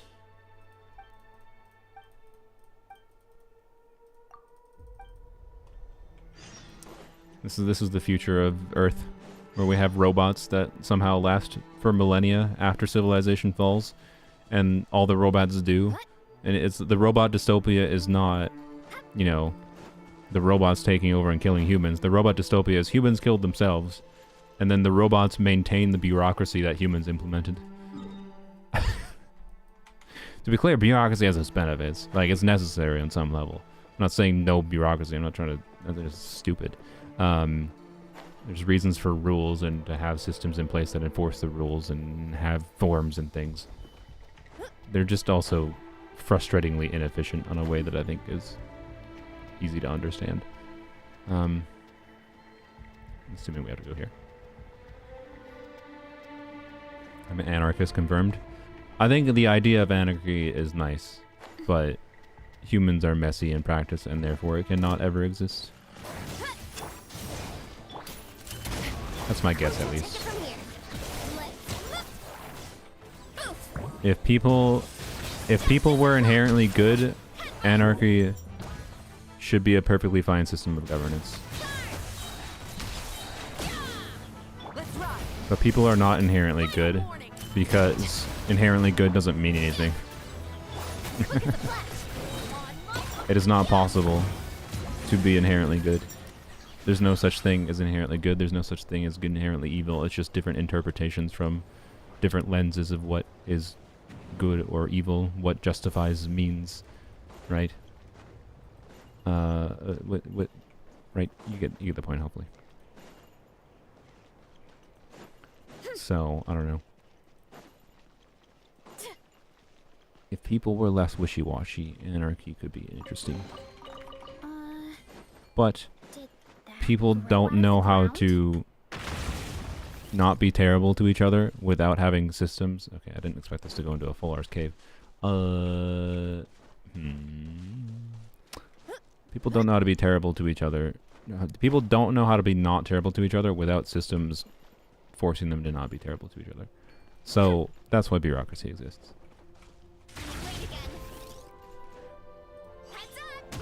Anyways, bro endorsing Doge. Fuck no. My whole yap there with bureaucracy being necessary at some level is quite literally me saying that Doge is as dumb as shit. Is this gonna auto hit these? No, of course not. Figures. Ah, really? Is it timed? What?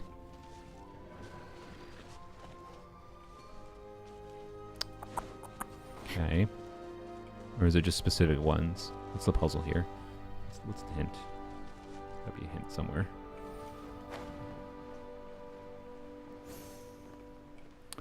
I don't see a hint.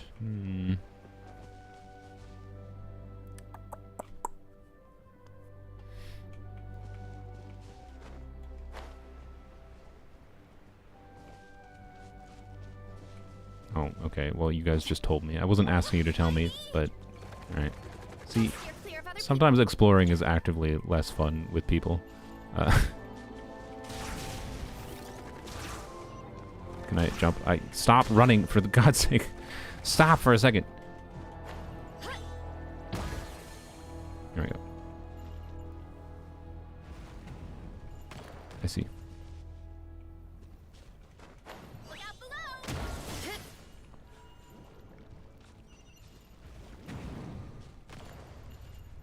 What? Does this just keep... Am I just getting trolled by this popping up at the wrong time?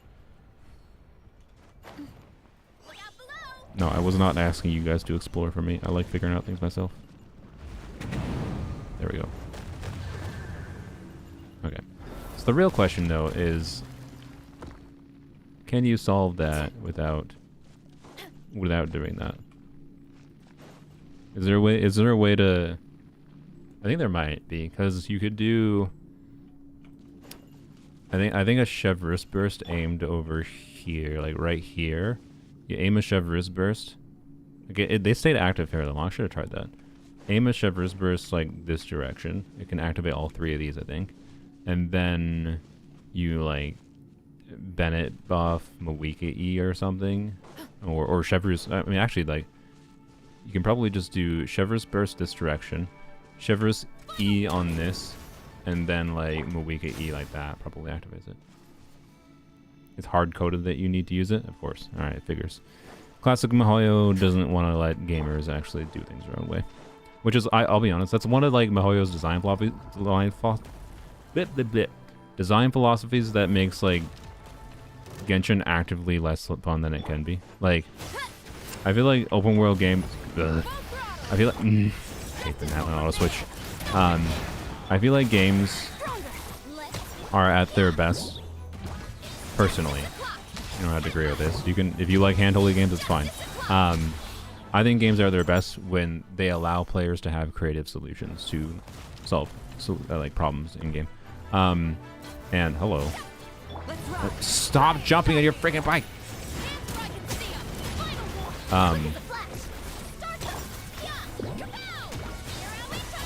And puzzle solving is one of those things that is evident of MiHoYo's philosophy not being that, where they're like, no, we don't want you to like solve things creatively. We want you to solve things the one way we said you had to solve it, right? Like, why exactly did you put a bunch of fire pillars there if I can't do the normal method of like solving the puzzle, right? Which is solving it with my pyro characters, right? The game introduces you to that as like one of the core introductory like exploration mechanics. And yet I can't use that mechanic of using my pyro applying units to solve the puzzle, even when I can think of like, because it's tricky to be clear to be able to do that. And obviously they needed to add a solution that didn't require having specific pyro units, duh. I'm not saying they shouldn't have the solution that they had, simply that like having the solution they had is good, but not being able, the hard coding it to not allow me to do something like, you know, Shiver's Burst, Mawika E to try to hit them all, and Bennett Burst, maybe if that was necessary too, is lame, right? It's just unsatisfying. Assuming chat is correct and that it was hard coded and indeed does not work. So anyways, okay. Is there anything over this way? What is this? Lore. Is there important lore here?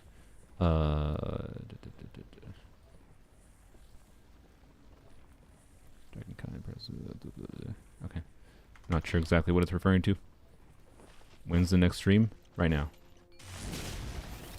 Anyways.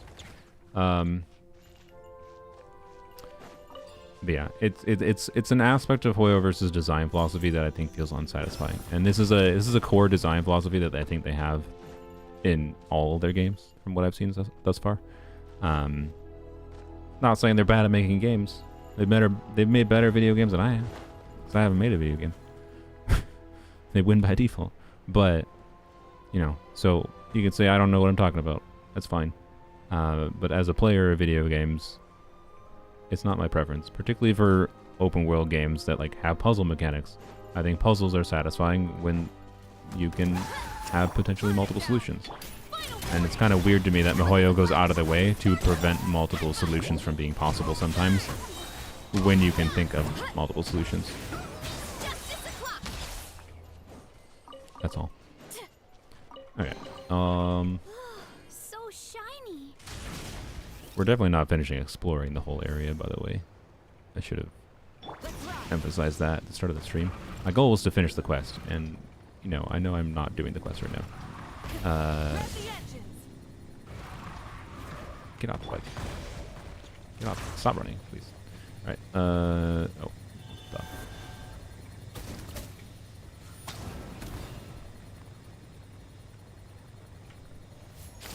Oops. I didn't grab anything. Okay. Did bro ever consider just going to the side?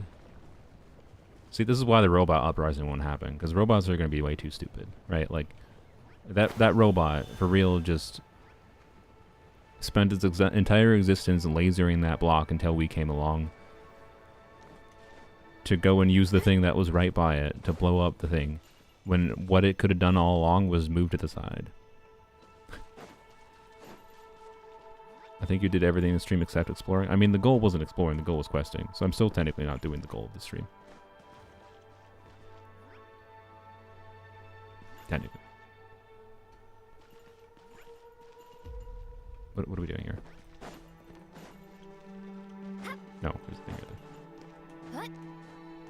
I don't know why we had to wait for those blocks, but...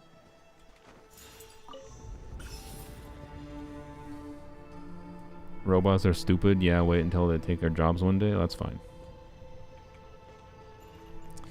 If the robots take all our jobs, that necessitates complete economic change for the world. Okay. Just 2 Oculuses by standing on this thing's head. And while there will be a period of a lot of people getting fucked over Sometimes rapid change is the best form of change. Sometimes. No, I don't think the quest is time sensitive, but I wanted to do it, particularly because I could use the resources for it. I very much... One, I want, like, heroes wits and stuff. I'm just going to assume... This is a typical Hoyle failure, by the way. They try to present hazards to you when something like this is happening, but then there's actually no hazards. Like that was just visual fluff. That's fine. Visual fluff is good and all that, but, like... This is just us taking a bus ride. And it's like, ooh, fireballs, except for it wasn't actually... There was no gameplay required there. Anyways, whatever. I would have preferred if I actually had to, like, be concerned about dodging things there, but nope. Gotta be entirely handholdy. Anyway, sorry for I'm in a complaining mindset for whatever reason. Oopsies. The exploration of this game is fun. I like all the new areas. I think I did the survey for their new things. They wanted me to, like, rate the weapon or rate the newer regions, and I gave this region a 10 out of 10 so far. Actually, I think I gave it a 9 out of 10. That's a lie. I definitely didn't give it a 10 out of 10. But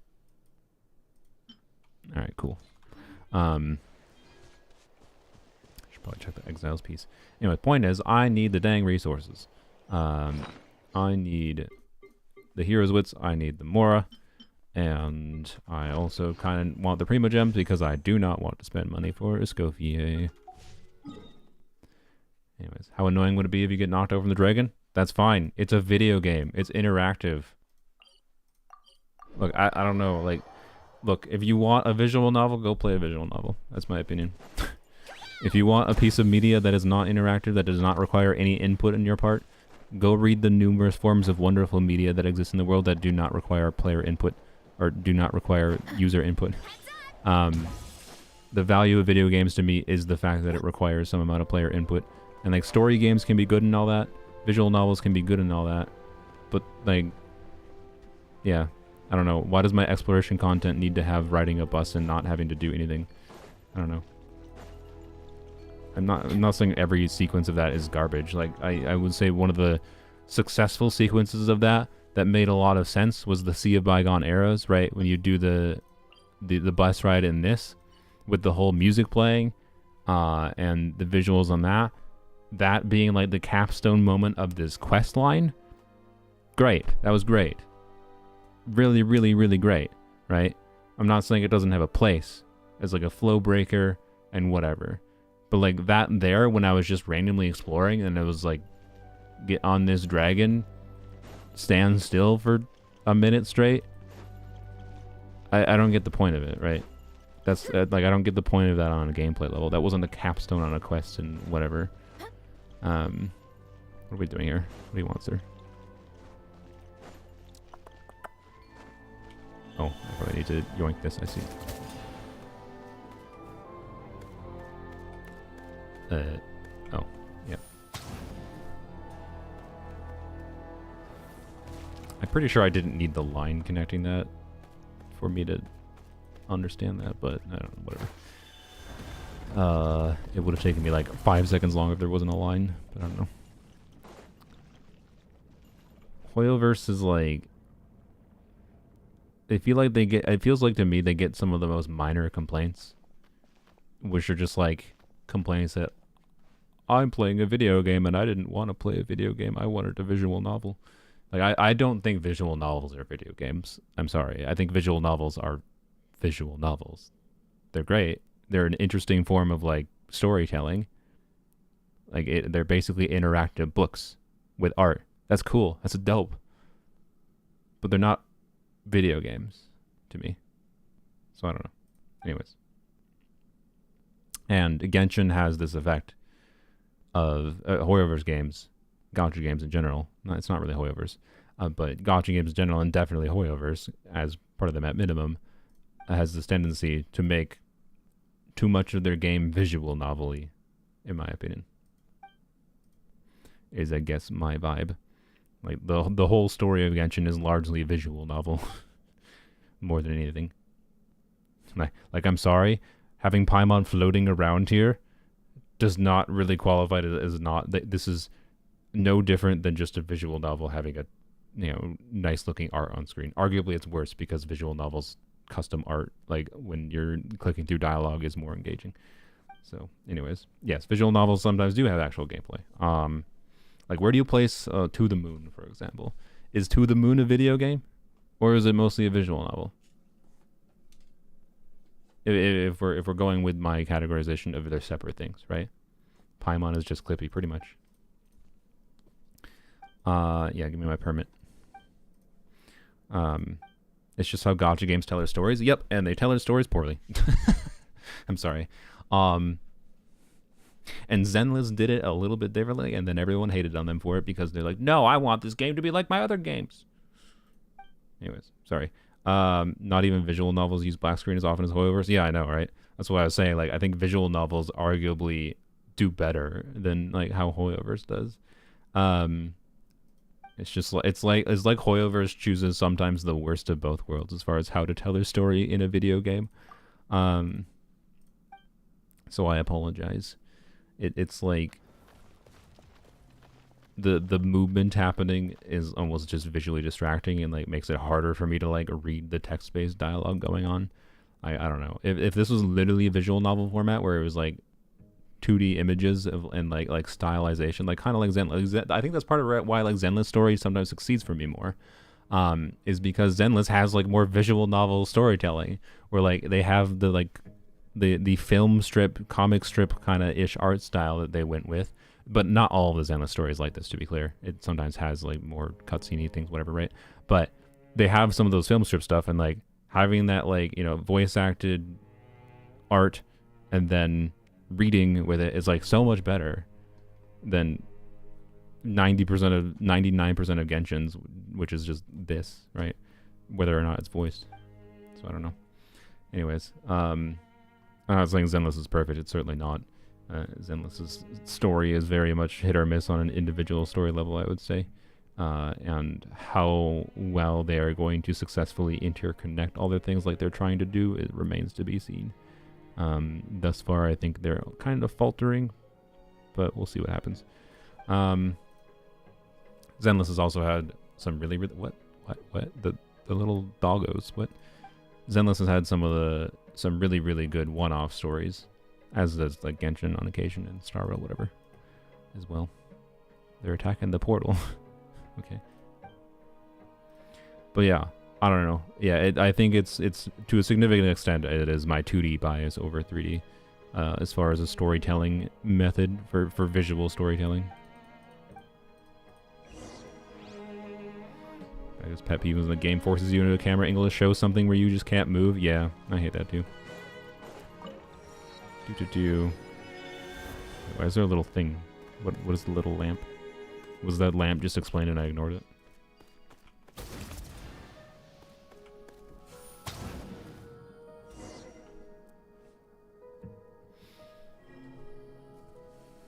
Genshin has good world building, not history. I mean, I think history is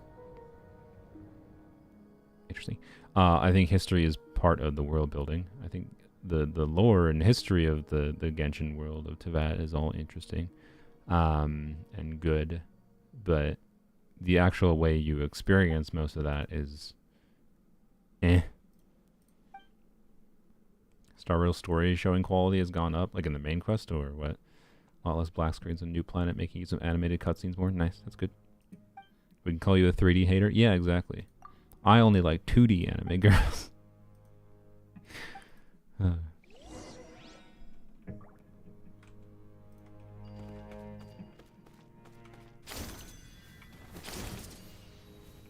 You heard it here.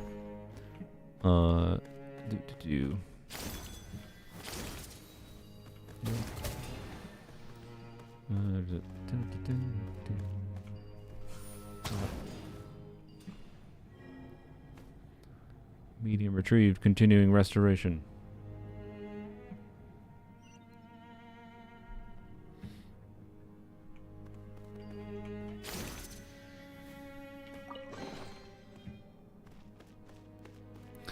Yeah, I don't know. On like a storytelling level, I can tell you like right now this quest is not in...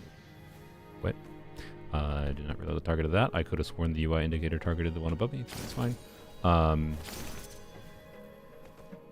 I can tell you like all the chasm quests the Chasm main quest and the Chasm side story stuff has engaged me more than this one has done.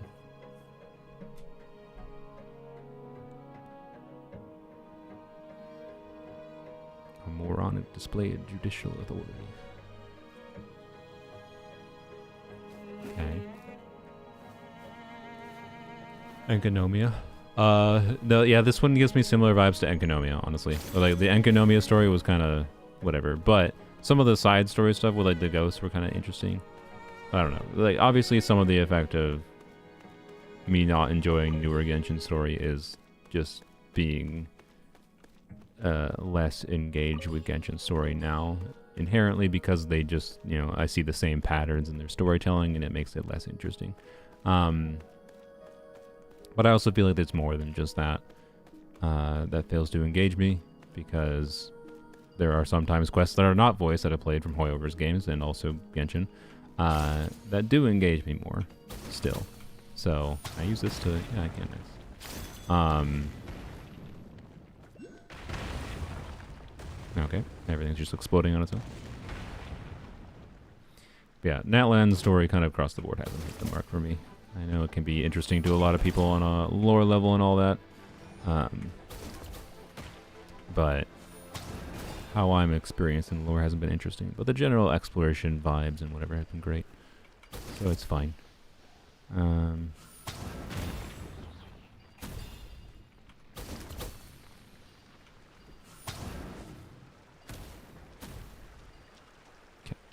Lore.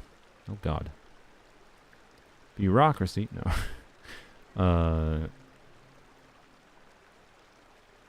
I love Chasm and understand why people hate it. Yeah. I don't know. Oh my god, Jesus Christ. Well, someone's gonna have to give me the cliff notes on that. I am not reading that. I'm sorry. Oh boy. Look, I like reading, and they don't get me to want to read. So, you know. I doubt anywhere in here has read that. Yeah. The video game, like, this is not unique to Hoyle. Like, this is like the same thing like a Skyrim. Like, ooh, Skyrim's world build is amazing. All these books, like, kind of. I don't know, man. I was never one that was like, wow, Skyrim's compelling because of the lore in the books. The lore and all the subtext hints of item descriptions is what makes the game amazing, or makes the story amazing. Like, I think it's a different thing we're talking about here.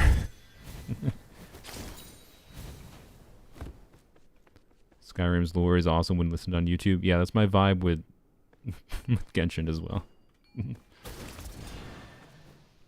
It's not like there's clearly some people at Hoyoverse who care and doing some interesting things with world building and whatever, but world building unto itself does not make a good story. Are those just going around in circles now? Was I supposed to go back there again? I don't think so. I wasn't reading the text, sorry. I didn't realize there was even text going on for a second because I was focused on other things on the screen. Okay, I think they're just yapping.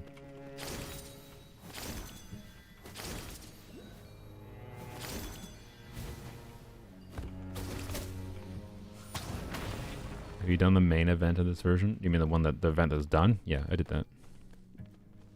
The story was okay. It had some of what I wish they would do. I talked about that in a previous live stream, but so I don't need to talk about it fully again here. It had some of what I think we can just go back out now, but I want to continue on a little bit. Never mind. I guess we will not. Wait, what? Oh, it's not an actual wall? What? Sorry, the event had some of what I would have liked to seen from like the characters actually conflicting with each other in particular, even though it was just the characters acting, was like a vibe of something I would really, really, really have liked to seen from them in the normal Natlan story. Like, characters actually conflicting each other, right? It's all these different tribes of people, whole bunch of different tribes of people with different cultural aspects within the nation, and yet they all just get along perfectly together. They're all hunky-dory, happy, supportive of each other. Like, no, this is not how people are. I'm sorry. These different people, these different tribes within Natlan should conflict with each other in some way. And that, like, acting scene was like a vibe of that. And I was like, oh, there could have been so much interesting character potential that Mahoy just didn't touch on. Was my overall vibe. And then the animation at the end was cute, of course. So, I don't know. It was probably some of the strongest Natlan storytelling I've seen so far, was that event. But more just makes me think of the missed... I see. More just makes me think of the missed potential of what could have been. The characters actually interacted. No way. Yeah. Oh. I see. That's why it let me through. It doesn't let me through with this. Okay, what's the puzzle here? Can I just fire this from here? Didn't mean to do that. Can I... Nope, can't grab it from here. Okay. Also, the quest is marking me over there. Was I supposed to go over there? Was there something I was supposed to interact with over there that I just didn't interact with? That might have been what... That might be why the quest marker is there. No, I don't think there was. Never mind.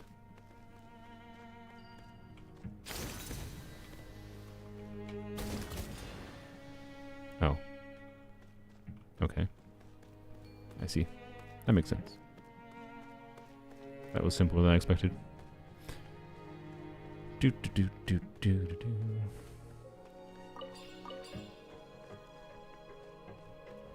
Shilonen was not acting? Yeah, exactly. That was part of where I got that vibe. Wait. What? Oh boy. Oh my god. Alright, was this literally like bureaucracy? Was it voting on something? It was, yeah. That's funny. Okay. Anyways. What we doing here? What? Okay. Oh, I can walk on the lava with this, I see.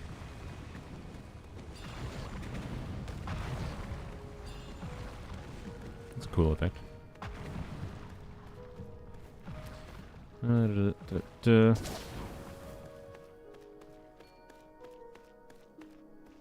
So it's the kind of guy to shut the TV and turn it on when troubleshooting. What do you mean? What does that mean? I'm confused.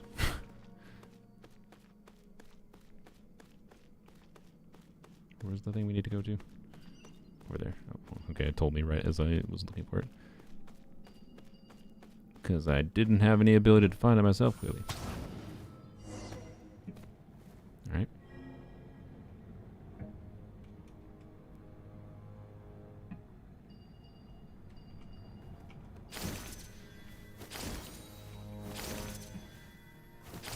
Whoops.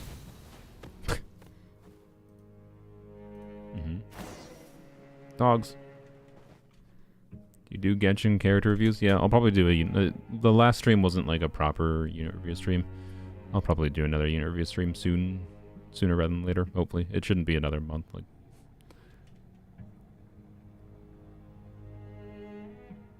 What do you understand from the story so far from this?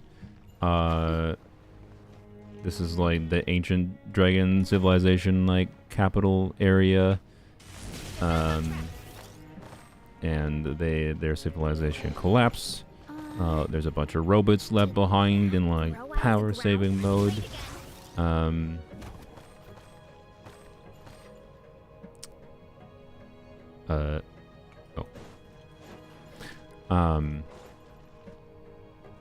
of course we're going here because we need to lift the curse from Rock, which I'll be honest, I don't remember what the curse was exactly. On the Saurian companion.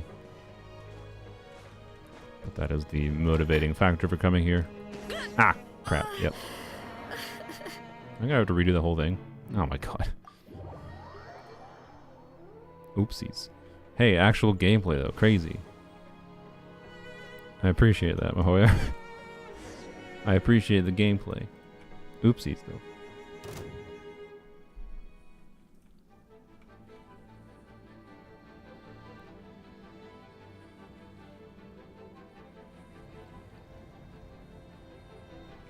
You got who the Sage of Stolen Flame and Okanagan were? I remember doing that, I'll be honest. I don't remember the specific... I don't remember the person's name. The dragon dude's name. I'm sure I'd recognize it if you said it, but... the story did not grab me enough for it to lodge in my memory. Apologies. Ooh, good job. Good job launching across the way.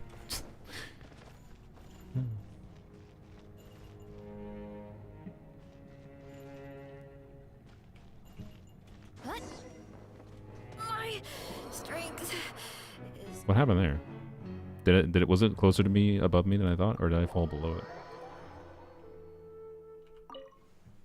Alright, third time's a charm.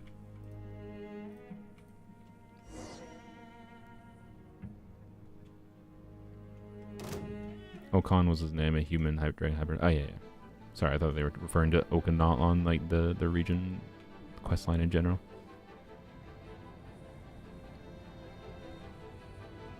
Okay. Do this better.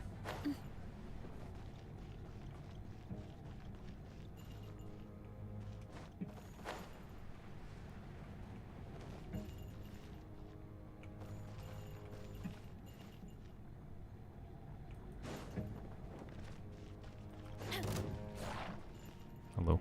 Oh, they just died. Alright. The pausing as it goes down is sneaky.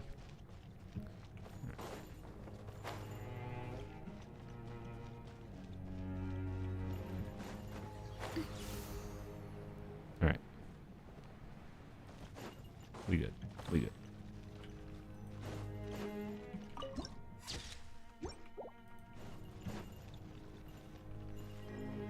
Cleaning complete.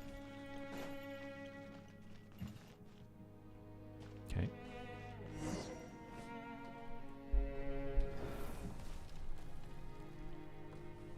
Sage of Stolen Flame was the dragon who gave the sacred flame Phlogiston to humans, and an Okan was his son.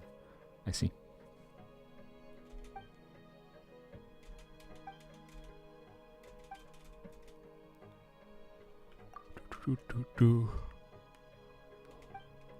Is he a dragon? Not at the moment. Okay. Oh, that would be a surprise if the Saurian became a playable character. That would be a good culmination for this. I wanted a playable dragon.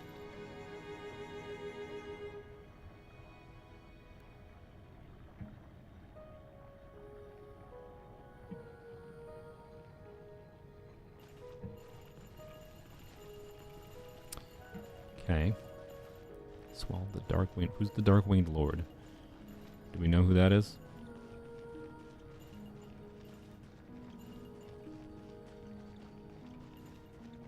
Mm-hmm.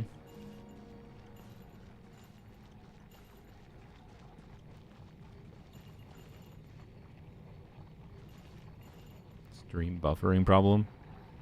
Yeah, how many people are having buffering problems? I can do ye olde stop the stream, start the stream. I haven't had any warnings on my end though.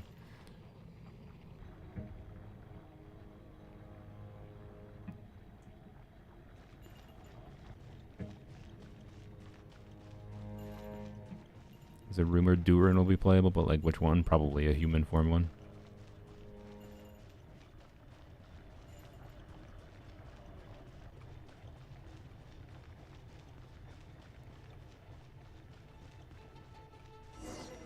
Ooh. Yeah, I don't know. I think the buffering is generally speaking the problem on YouTube's end. I think, but I don't know. It's a pretty little vista. Oh, there's actually sunset here. Because I noticed before that the time didn't change when you changed the world time. But now it kind of changed. Does time flow now in here? Or is it just now permanently this kind of coloration here? Stream is lagging pretty bad. Oh, I don't know. I can do the stop stream, start stream strat, but like, it might do literally nothing for you. Because it might be something completely on YouTube's end, but, you know. I'll do that, I suppose. But I don't know. I don't know what causes the problem. Because, like, I get literally no errors on my end in any way, shape, or form.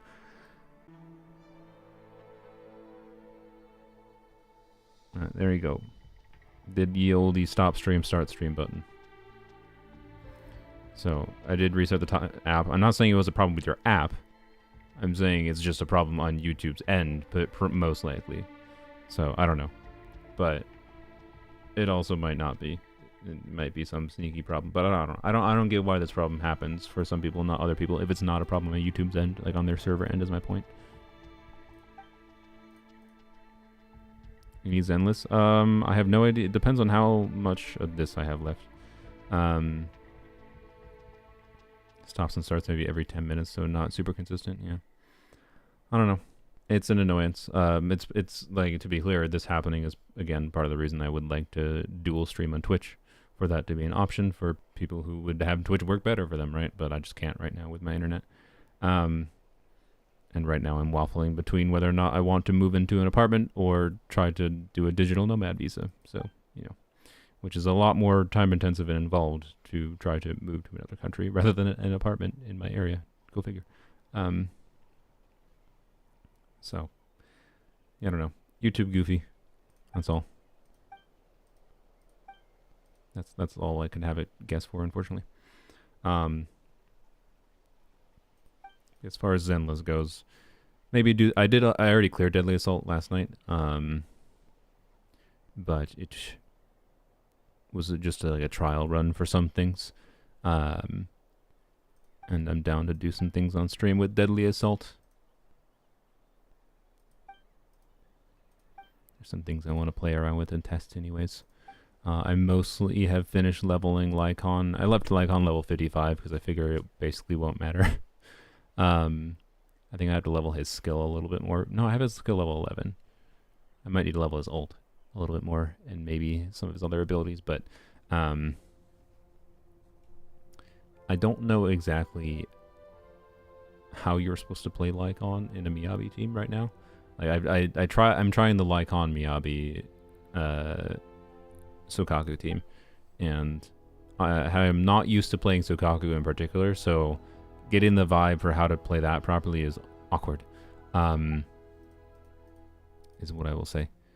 So, and right now, I'll be honest, Lycon Sokaku Miyabi doesn't feel that much better than just solo Miyabi. I think it's better, I think, but not crazily so. Deadly Assault on a viewer account? No.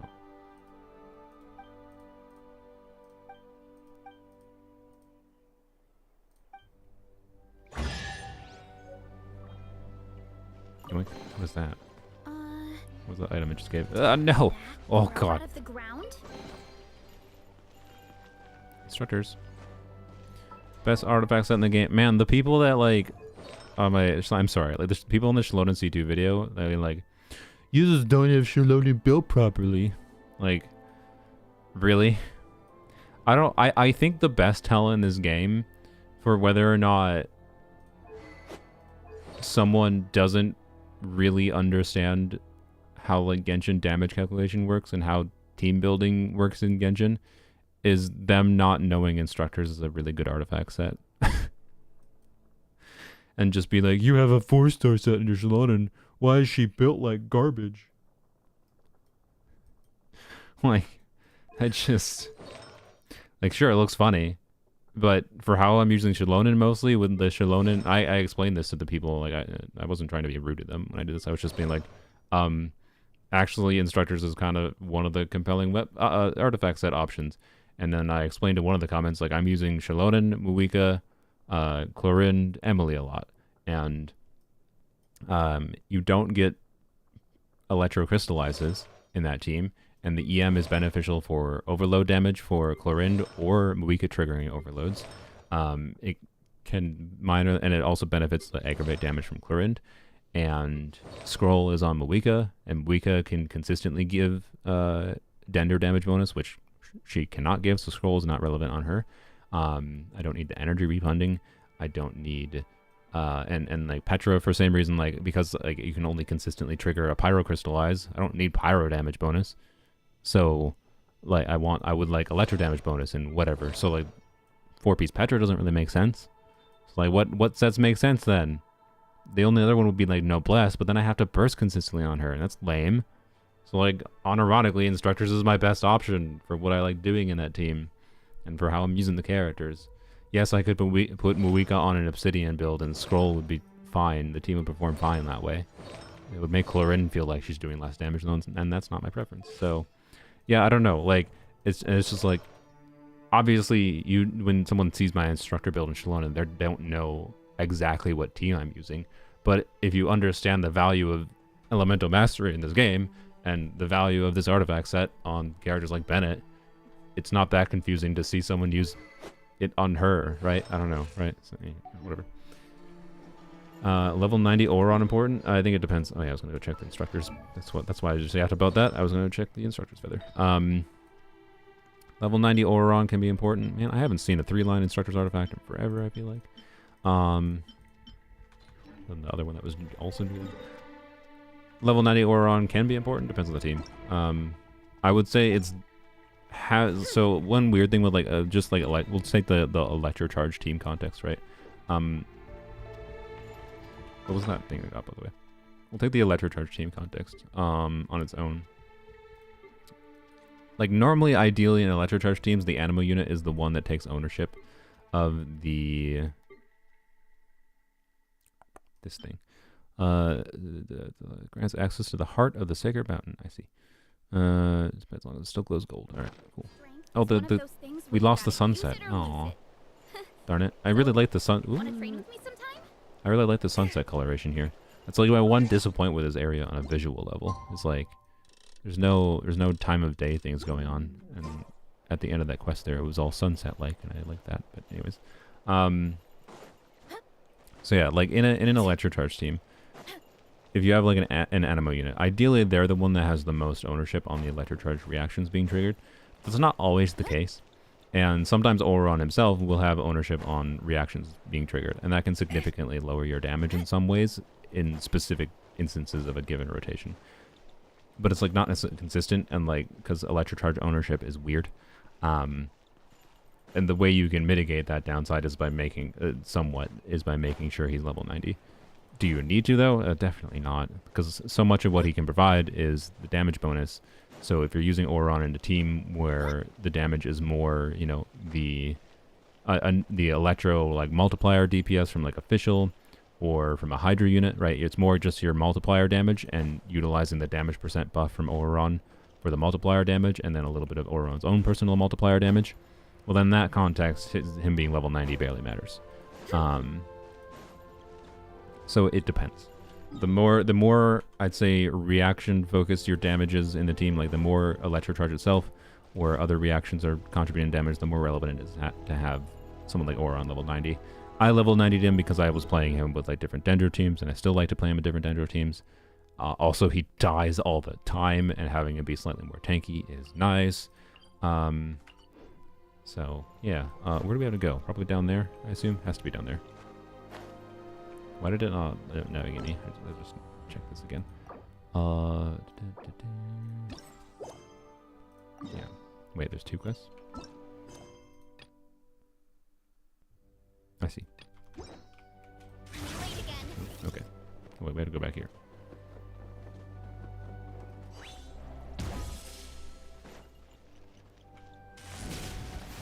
Farina, Animo Driver, Official, Urkuki, Chlorinde, yeah.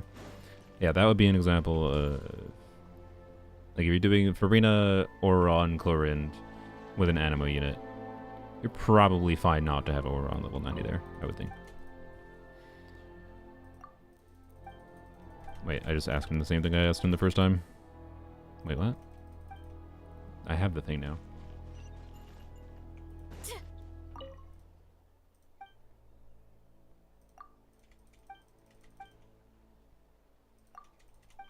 Okay, am I stupid?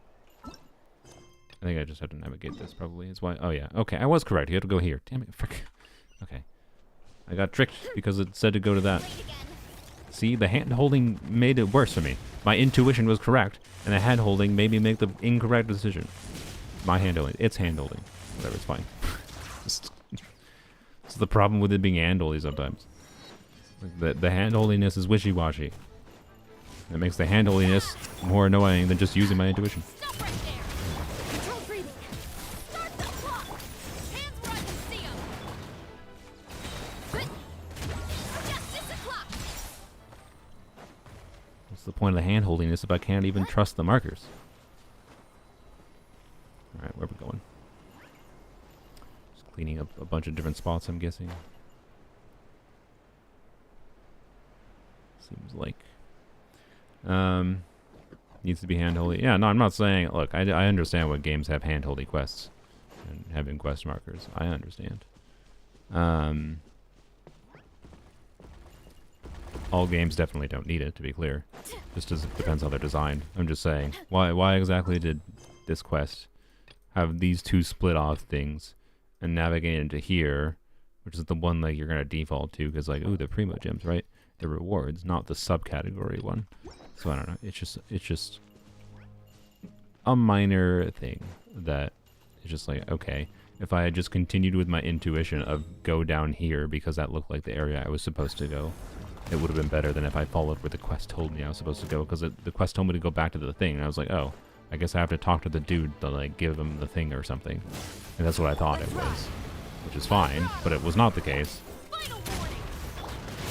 And it just like shouldn't have navigated me there, is my point. If you're gonna be hand-holding, make sure your hands are being held. They're trying to do hand-holding and they're holding my feet rather than my hands.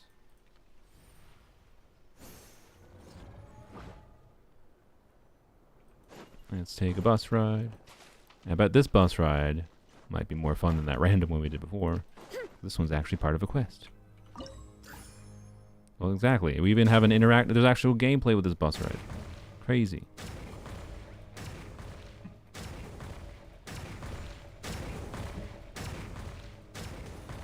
Reload. Reload takes a long time.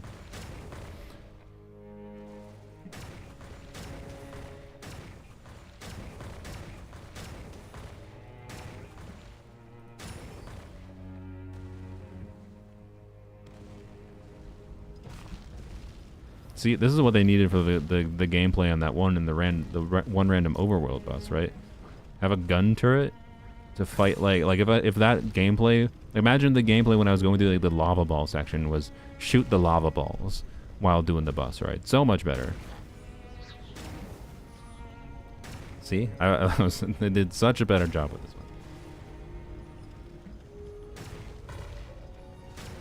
one. Like, it's a video game. Have some interactivity. Brilliant.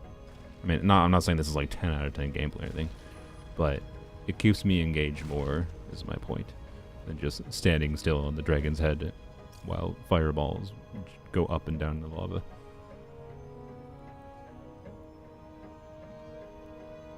Gacha gamers don't read because gacha games have too much fluff text most of the time.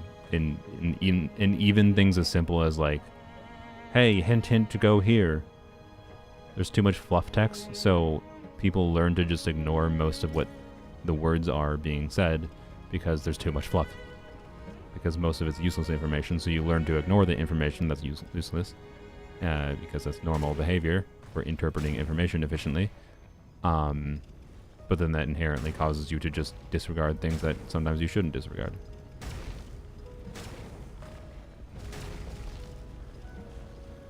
I don't think it's gacha gamers' fault that they don't read. Darn, can't shoot that. Oh, I can't shoot that. Oh. For some reason, I haven't played Helldivers in a little while. I hate it. Nice. I haven't played Helldivers in a little while. This is making me want to play Helldivers because, not that it feels exactly the same. It reminds me of the anti-tank turret a little bit. It makes me want an anti-tank turret that can be equipped that can be equipped like to the back of a vehicle.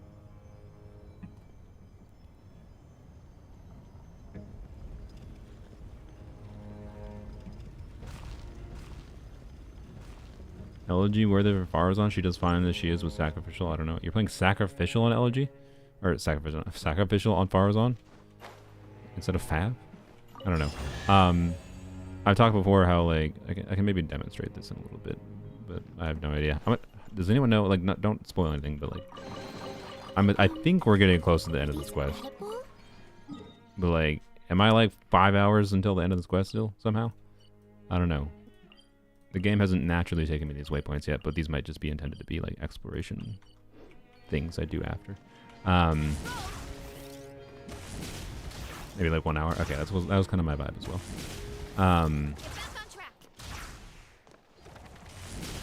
But yeah, as far as like Lanya, like for DPS Lanya, right? Elegy can meaningfully benefit DPS Lanya, and like I might transition to Elegy again in the future on Farazan, but like when I like if I'm trying to min-max things, but Lanyan's energy needs are such that, and like the gameplay on the team has like quick swappy focus such that like the energy value of Fav is enough to give me a lot more flexibility in how I rotate and deal with enemies and get my burst back when I need it back without having to build extra ER on Lanyan, and also, you know, being able to build less ER on Farazan, such that like when I have tested Elegy versus Fav on for DPS Farazan, while it is an increase in the team's damage, it didn't actually result in meaningfully better clear times. It was like, in theory, this extra damage could enable me to get better clears, but in practice, the gameplay was just more annoying, and like I had to have stricter rotations that were less fun. It was less fun playing the team with a 5-star weapon that was giving me more damage than the supported weapon, right? So I don't know, your mileage may vary, because part of what I was seeing, to be clear, hey Cappy, part of what I was seeing, I feel it was just a matter of like I wasn't hitting breakpoints that mattered, right? If you're not hitting damage breakpoints that let you kill enemies faster, doing more damage doesn't necessarily do anything for you. Like by killing enemies faster, I mean killing enemies in less numbers of hits, right? So if the extra damage for the team wasn't enabling me to like kill an enemy in one less Lanyan skill, it doesn't necessarily do anything at all. Oh, stop it.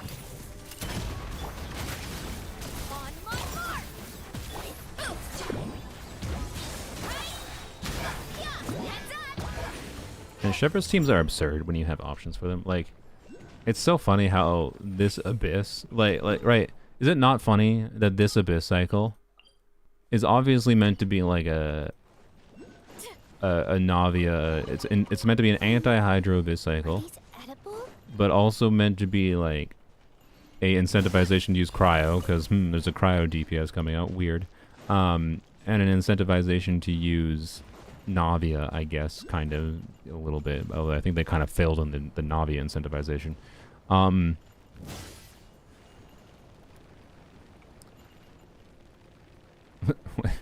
I don't know, that was kind of funny. Okay. And what I just feel is that, oh, oops, they just kind of made Chevreuse, this a Chevreuse Abyss. Like, it feels much more like a Chevreuse Abyss than it feels like a Pyro Abyss or a Cryo Abyss, right? I don't know. It's kind of silly. And they do this all the time, I feel like, where they have some specific requirements that they're doing, and they just accidentally end up making, like, Chevreuse or some other character better than the intended character. And it's funny as all. I think, oh yeah, I should have, I had this thought when I did the Abyss stream last week when it was new, right? One of the things I intended to do, but I got stuck on polearms only and formulae weapons only for too long. I intended to use Chevreuse in different team contexts on both sides of the Abyss, because I'm pretty sure Chevreuse teams can deal with the, oh boy. I'm pretty sure Chevreuse teams, I am dying in the lava right now. I'm gonna die. I'm going to die. Yep. I'm pretty sure Chevreuse teams can deal with the Electro Shield too pretty easily. So yeah. I dislike overload. Well, just be aware that you're missing out on options that can help you deal with Abyss. One of the most surprising things about Chevreuse is how valuable her pyro application is, and how easy it is to get her teams configured in different ways to deal with different shield mechanics. Like, there has not been an Abyss cycle where I've not been able to use Chevreuse, right? There's been Abyss cycles that aren't, like, as kind to her, her team formats, but still, like, Electro DPSing or Pyro DPSing is useful enough in different scenarios that it can basically deal with every situation they ask for, which is crazy. But you have to, it's the same story I've said before, you have to have investment into your combinations of different Electro units for off-field, or Electro units and Pyro units for off-field / on-field. And if you don't have many options for that, Chevreuse is not, you know, as compelling of a choice. So, anyways. Lap.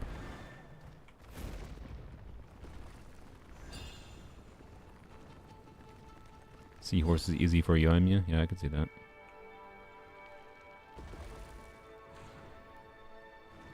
What? Ooh, okay. Taking damage on this? No.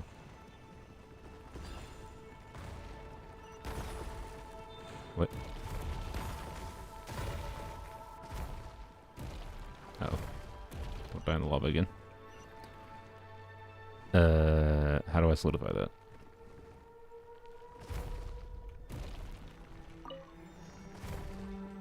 Oh, I almost jumped off.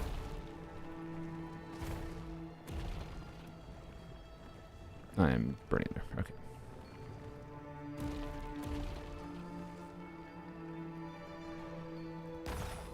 Hello?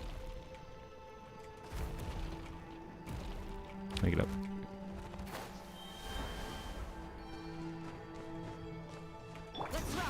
Oh my god, are you serious? Malika.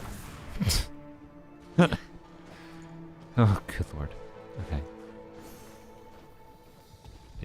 Really? What? What? Lady.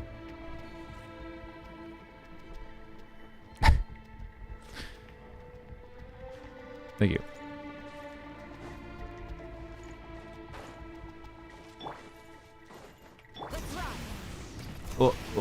No, no. Oh my god, climb. I love everything. Oh, lady. Why are you so annoying to use sometimes? Alright, there we go. Wait, I can't, what? I just assumed I had to get up here, so I chose to get up there that way. I have to, what, do I have to interact with you first and you're gonna take me there, probably? Oh my god. Oh, come on, Mihoyo. I was already over there. No, you have to do things in our order. That explains why the thing didn't go up. Because I didn't have the stupid pet with me. What? What the frick? What? Oh, it's going, it's alternating. Ah, that was my bad. Oh my god.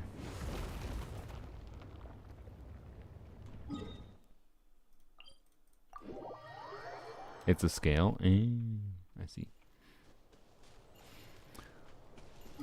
Ah, frick. How do I get back up there?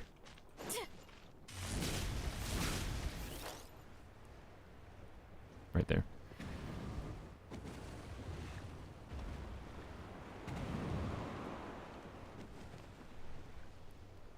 Look out below. That was definitely my bad. It's fine. We just get to take a leisurely stroll back up while I take some water. Drink some water.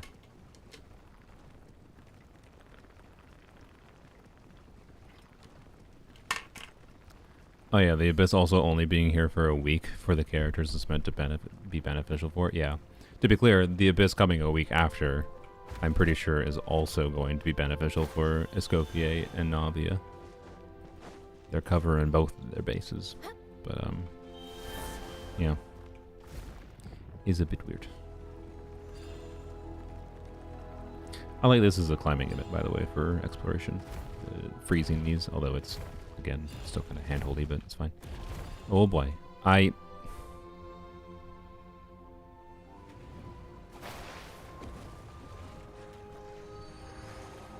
dying. had wind currents. You get stuck in the diving state with the stupid. Sorry. Ah.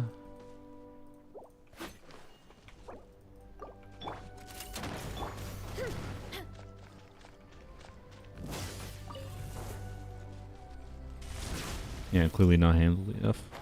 No, it's fine. I'm just being stupid and I keep on jumping.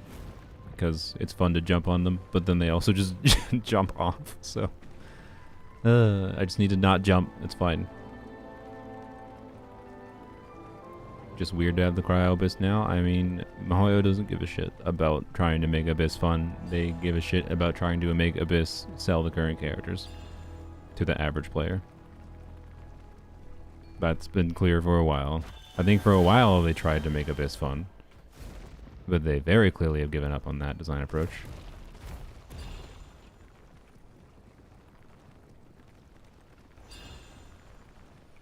Yeah, the Mizuki Abyss wasn't fun because of the fact that they wanted to make a fun Abyss. The Mizuki Abyss was fun because they had to make an Abyss that was going to not make Mizuki seem like an absolute garbage character. So, yup. Okay. Oh, there's a chest there. That's funny.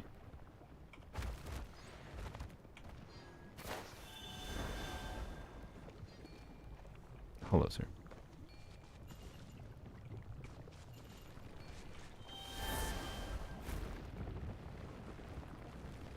Can't these robots fly?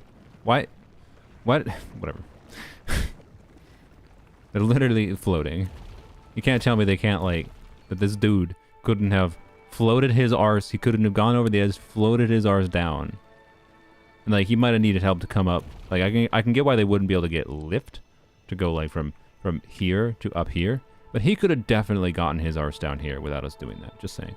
Anyways. they're being trolls.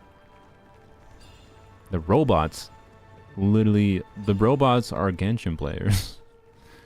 Where they need hand-holding.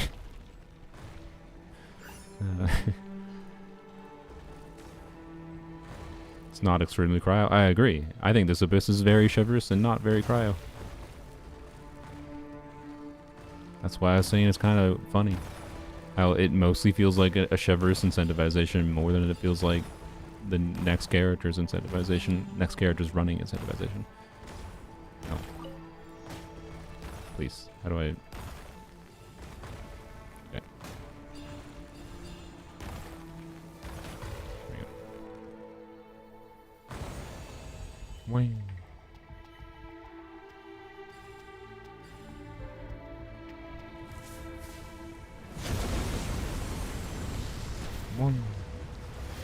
I saw the Oculus.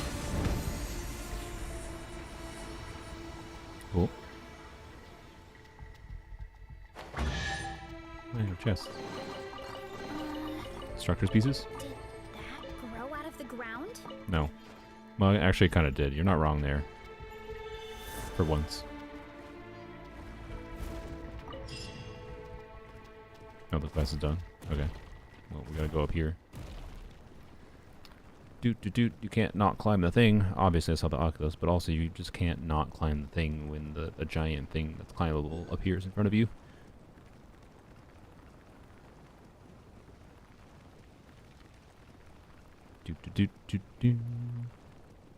The abysses from before Chevreuse release were not abyssable. Actually, that I feel like would be kind of interesting to go look at. The abysses from before Chevreuse exists were not abyssable. So you think they've intentionally gone out of their way to make sure Chevreuse teams can always clear abysses? Is that what you're claiming? Why the black screen? What just happened? What? What? Oh, it went into the other section. That's really funny. Okay. And they had to do a black screen to load a new area. Okay. I get it. That's really funny. Oh, did it froze all the lava here? Oh, no, it did not. It froze the one bit of lava. I did not notice that was liquid still. Now, what happens if I jump off? Does it put us down there now? No. Okay.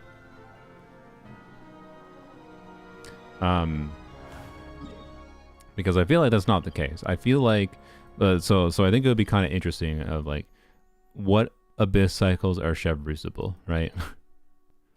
And I think the answer is basically all of them. Like if we go look at the 1.0 abyss, could Chevreuse teams clear the 1.0 abyss? Yes, obviously. This 1.0 abyss was trivial. But oops. We need to go here. So, anyways, what was it saying? I don't know. I don't know. You might be right. You might be right that they've gone out of their way, to be clear. But I could probably go through abyss cycles. You know, here as a exercise, we can at least look at the first abyss cycle before Chevreuse released. That should be easy. Chevreuse released in version 4.3, if I recall. I just talked to this dude again for the 18th time, or yeah, okay.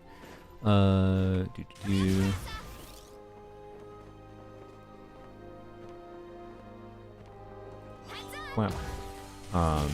How do you make an abyss anti-shivers? I don't know at this point, to be honest. With how they normally like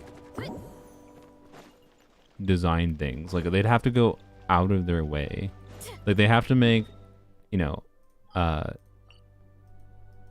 this boss, but which has like, you know, 60% pyro resistance, but it has like an incentive to use but like this boss with the pyro resistance, but also have the electro resistance, and also actively punish you for applying pyro and electro to it.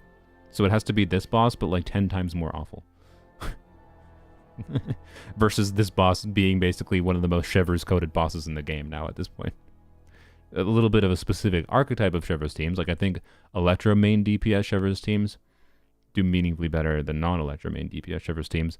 I also find it kind of funny how this boss makes Chungling ridiculously goated against it.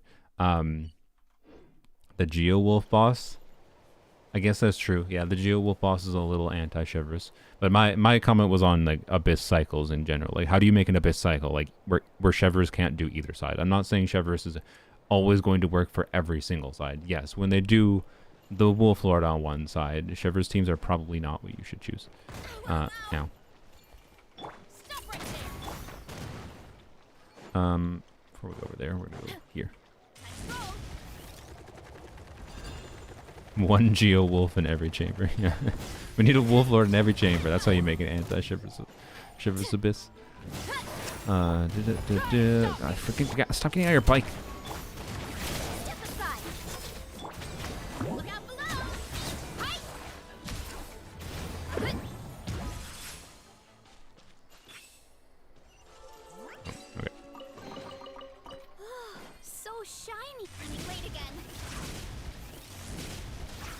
Let's go check.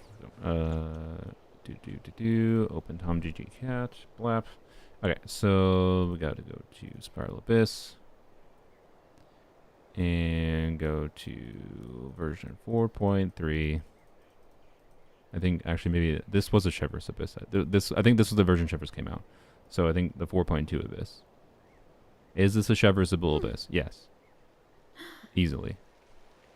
Chevreuse can easily tackle this chamber.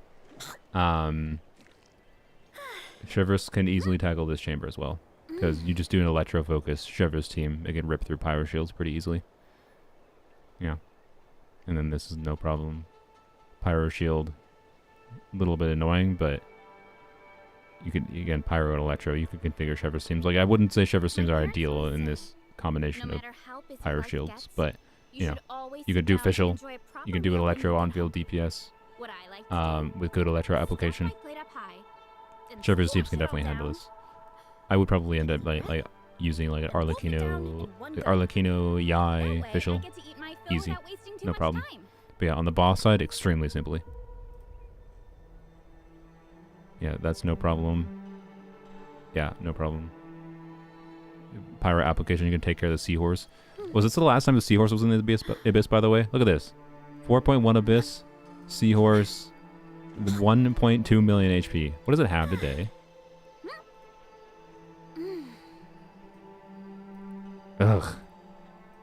It's 1.8 million. It's literally 50% more HP, and there's another freaking lecture before it. God. Anyways, whatever. Anyway, it's chevrousable. This is chevrousable too. Yeah, these are very chevrousable. Extremely chevrousable. Very chevrousable. Chevrousable, but like, the Chevrouse team's not my preference, but I like the previous Abyss cycle had the stupid crab. I used Chevrouse teams against it because Electro application, because of how jank the hitbox is with this, with Hydra units, I honestly feel that like high Electro application teams are equivalent to dealing with this as high Hydra application teams outside of specific Hydra units that are good at dealing with it, right? Like I wouldn't say it's a default strategy, but it's one of the compelling strategies of just doing like Electro application. So yes, Chevrouse can easily help deal with this. Yes, again, I think. Pyro Shield. These actively disincentivize you from using shielders, and Chevrouse teams have plenty of options for non-shielders. Fish apps. Yeah, I don't know. It's safe to say that everything Abysses before Chevrouse could have stomped. So, yeah. And there tends to be sides that she's better on, of course. But I don't know. I don't know if there's been a single Abyss cycle that Chevrouse couldn't have dealt with in theory.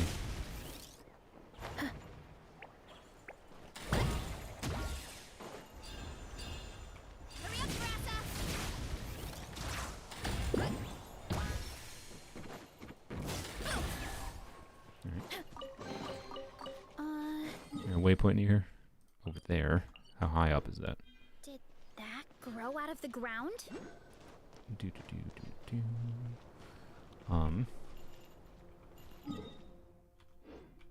It's not that hard to get over there, I think.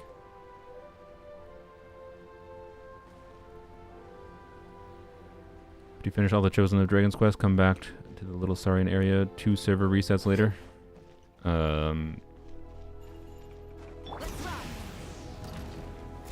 What is the Little Saurian area? Oh my god. Oh, you mean like the area that... yeah, no, I know where you mean. Never mind, I know what you mean. I understand. The one where we met them in the first place, I assume. This was more annoying to get up than I expected. Oh lordy. Oh, come on. Mawika's going to be like a near useless, other than for like the water skiing ability. I think Mawika's going to be near useless for exploration outside of Natlan. Compared to other units I'd rather play. I don't know. This is a little bit useful too, I guess. I don't know. It's such a weird middle ground. Like, it's useful, but not that useful. I don't know. Like, to be clear, I'd prefer this team for Overworld than the idea for Overworld, but you get my point, I think. Weak is a little bit mostly only useful in Natlan, is my feeling, for exploration.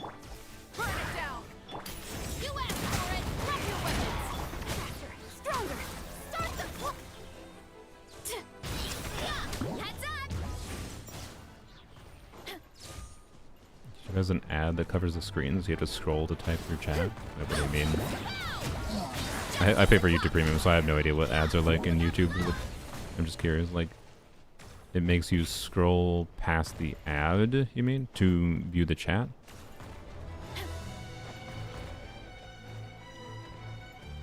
Rise with the sun. Final warning. Step aside. It's justice o'clock.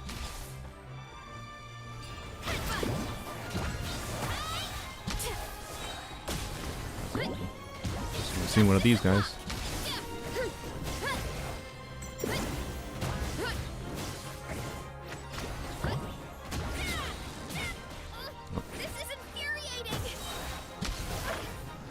Oh, come on. Where is it?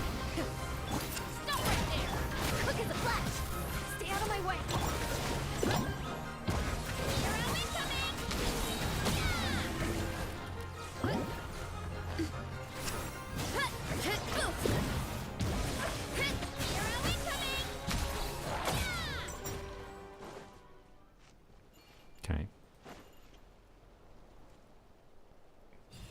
Why? It's only halfway still.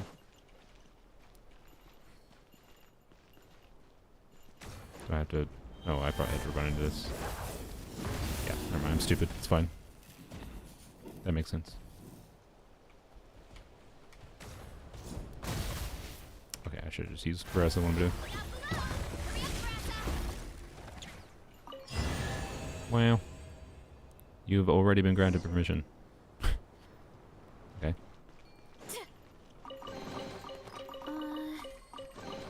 What all the goods? Grow out of the ground? I'm more at.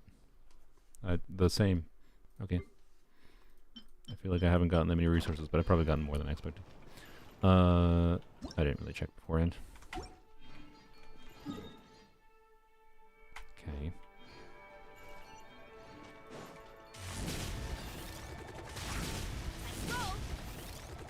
Is any team any good with TF Chlorine instead of Veressa? I don't know about Thunder and Fury on Chlorine specifically, but yes, Chlorine, this team variant with Chlorine is quite good.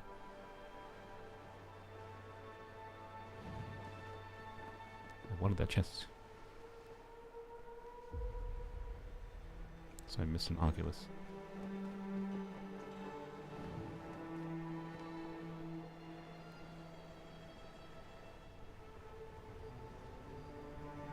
What else is LG good on besides Misfarazon? Any bow unit that would want reasons to use Fav can compellingly use LG, I believe. Essentially. With some additional extra utility, like LG officials, pretty good. Normally you don't do Fav official.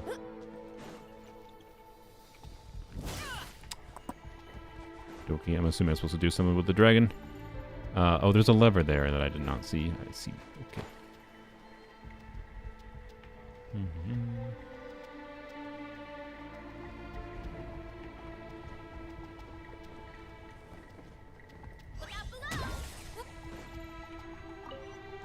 Okay. Wait, did the lever not actually move, or did it move? I don't know. I don't know if it was in forward or backward position first. Okay. Why did it go to black? Oh, because yeah. It's still a little bit weird for it to go to black, but it's fine.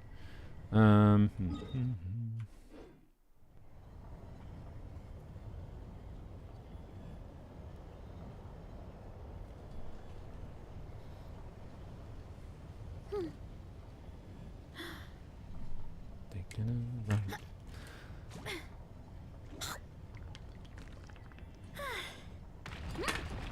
Whoa. Escoffier and Skirk are probably going to start focusing on weapon banner, yeah. I could absolutely see a lot of people wanting to wish on weapon banner more after Natlan, just to focus on min-maxing their strongest characters that they like, more than caring about pulling new characters. But we'll see what characters look like next year.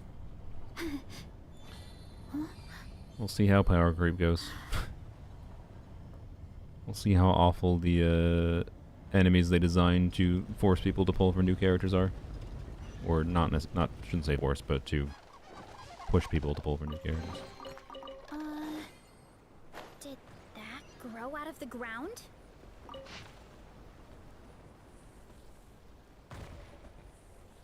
Okay. Oh.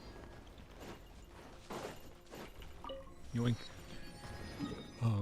This is not where I meant to be. That's fine. Got a waypoint.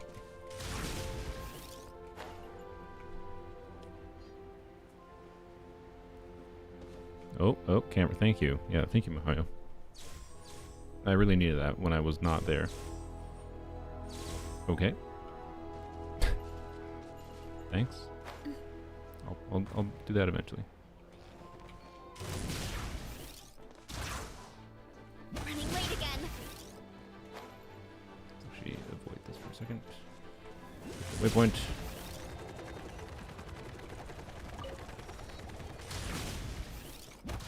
Yeah.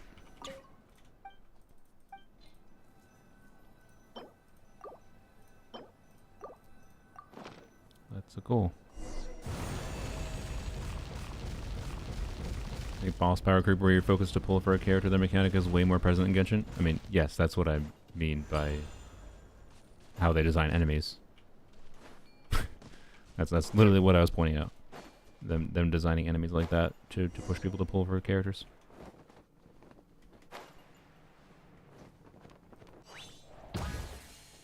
And I agree. I think power creep is more of a content problem than it is anything inherent to character kits. And the enemies they are making, and the content only the end game combat only being content with those enemies is definitely part of the problem.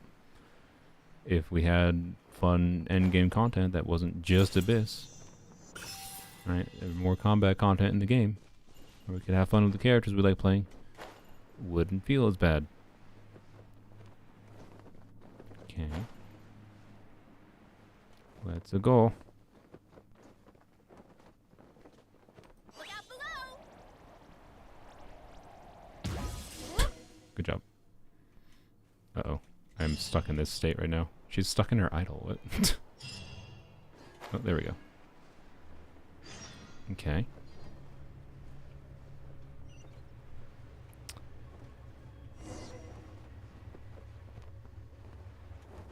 This is the end game of the world quest. Kind of figured. Oh. Just die. Wall to wall abyss. Tenacity for Arena makes sense for DPS Lonyan. I mean, I don't think it's as big a deal for DPS Lonyan because another compelling Tenacity holder is Farazon. But I plan to put Farina on Tenacity and switch scroll, or put Farazon on 4-piece scroll, so that I can get 12% animo damage bonus. It's gonna make my Farazon stronger. For her damage contribution, it'll make Farina's damage contribution a little bit lower, but I think it'll still be compelling. But that will be an interesting one to compare once I get a better Tenacity build, to see how Tenacity versus Golden Troop Farina works, because Farina's damage contribution is obviously a relevant component of DPS Lonyan's team damage contribution, right? But that is my current plan. We shall see how it goes.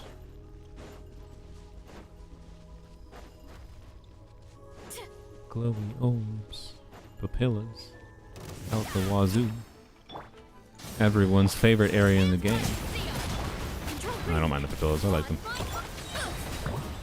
If I didn't have an outline units, I just have to use electrocharge teams or something.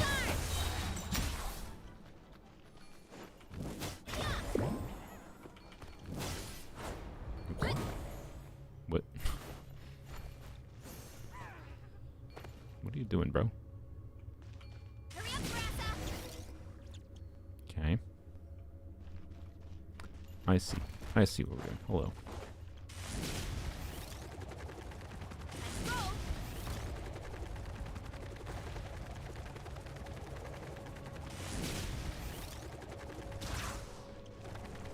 Okay. Final warning.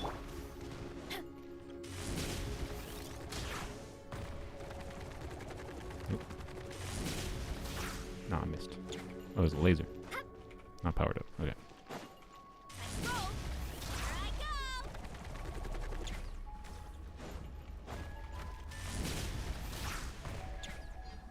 There we go.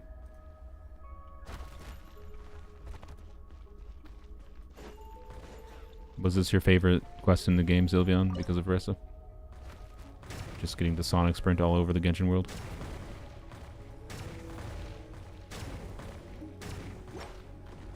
What? Hello. Light it up. Stop right there. Let's move. Personally, find it more fun with Eonson. I don't disagree. I just was on build with Ressa, and she gets her skill back quicker, so, you know. Lava buff. Okay.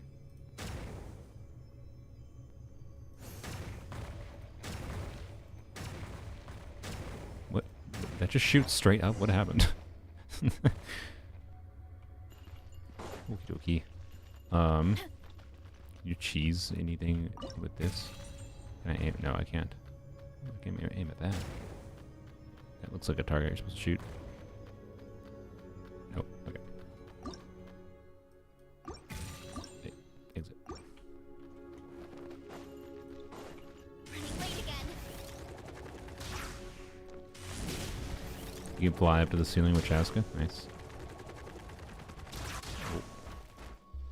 Get back on track. Running late again.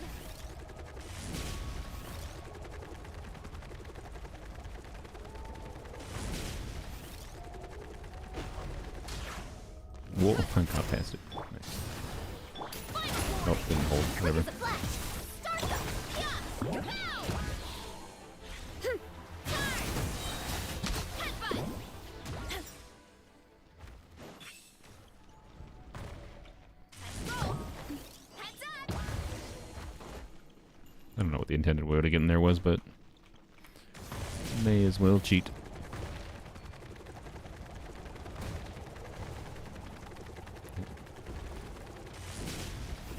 Running late again. Can't Oh, stand rip. losing. Here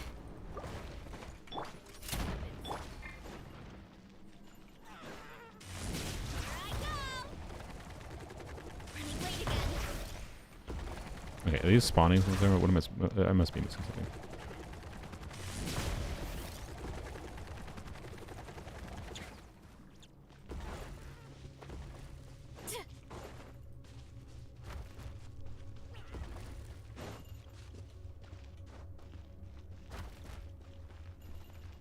Hurry up, Grassa. Here I go. Okay. Maybe they weren't spawning. Oh, okay, I literally, yep, okay. Running late again. Gotta steer clear of other people. Chasing balls, the quest. I wanted to get in the air, not do that, but well. Chosen of Dragons, let me get you a path, sure. Hurry up, Grassa. A little bit stuck. Did it unlock the waypoints all automatically for me here? Yeah, okay. No, that one's from, yeah, okay. Cool. That looks a little bit weird. I don't know.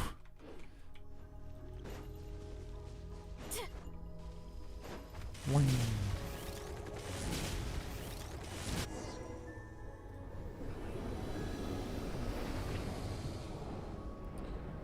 What's it gonna do? Lasers. Was the goal to destroy the mountain? Take a picture? Ooh, okay, you were correct.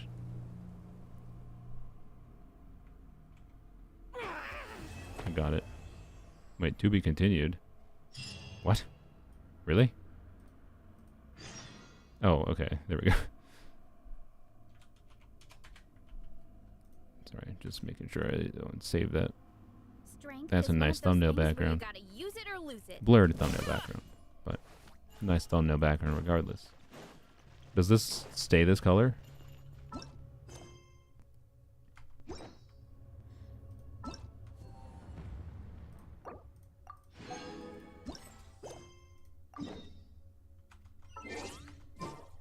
Because I'll be honest, part of me really wants to just keep this area looking like it is. It does stay this color even when you're done? Alright, sick.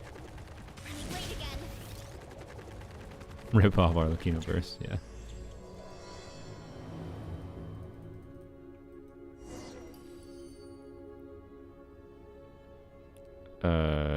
Sure. I guess I probably need this. Uh-huh.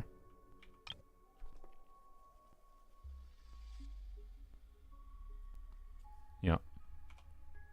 Okay, that just that. Alright, cool. Well, that was what my chat told me already, I think. Gotta steer clear of other people. Are these edible? Okay.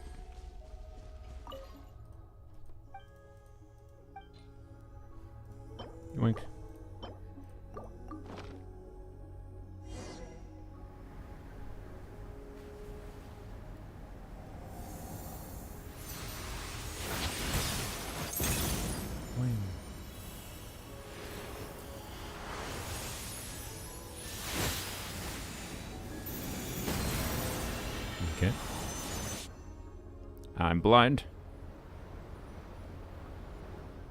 Wow. Enter the light.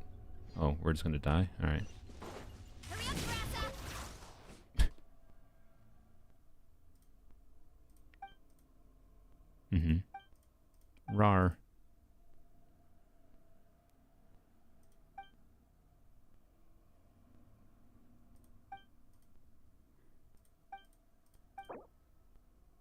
Step into the light and let the ticket. For the best experience, it is recommended you continue what you have.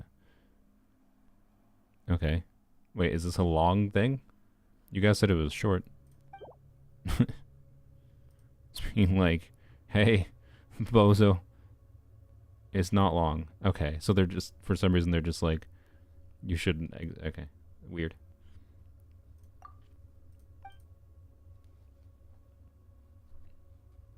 It's not long if you don't read. I mean, I'm going to read some of it, at least. I don't have a reason not to read it. But I'm not going to say I'm going to be like, what exactly does this line mean?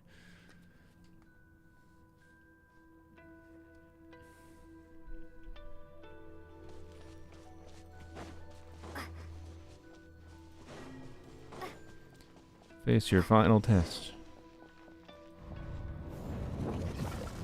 Oh yeah, I forgot. This was shown up in the stream.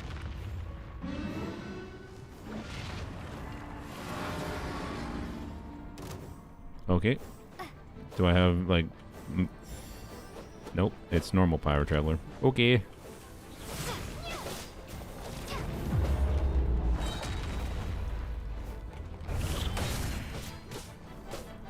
Why does it have a shield? What's it attacking? Is it attacking the dragon? Or companion? It is.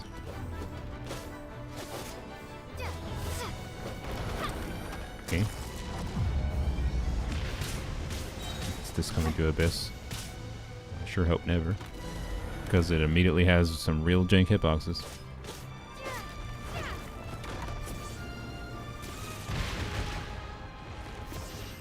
Ah. Oh, that's interesting. I like the visual of it, at least. I lost.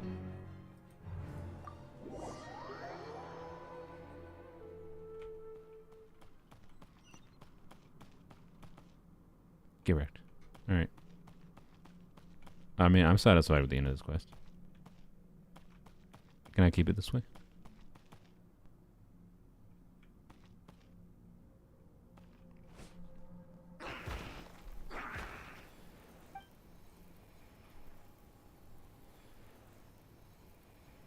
Okay. One who speaks coldly. Come forth. Chosen to dragons. New MZ little guy? Yeah, I'd much rather play as Rock.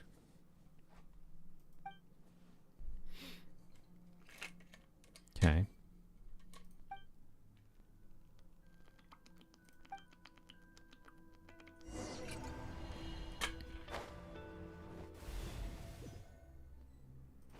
Oh, he's big now.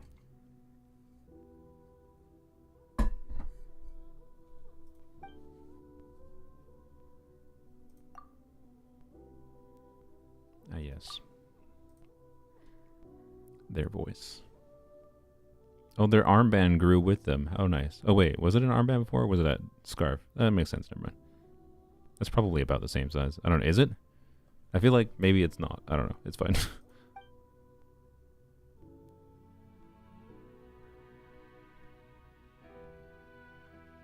Okay.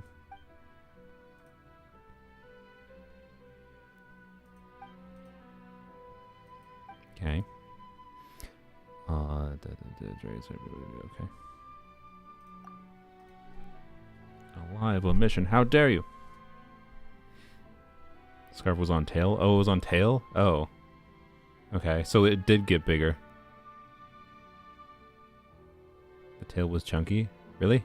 I feel like its tail before was much smaller than that arm.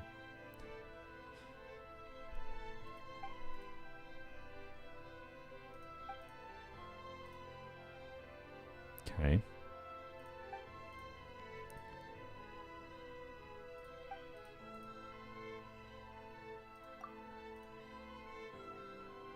Chosen dragon and the chosen human. What? Almost like all that lore hinting that, you know, there was a partner with the dragon. Is the point of the whole all along. What? The tail was super chunky? Oh, okay. I don't know. I just never noticed. Was it chunkier than a normal one? But you remain to tread the final path.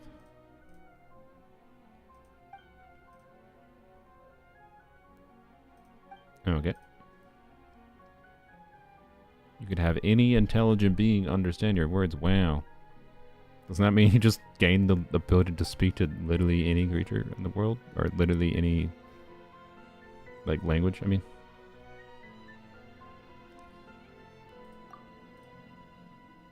Waxaklahun Ubakan.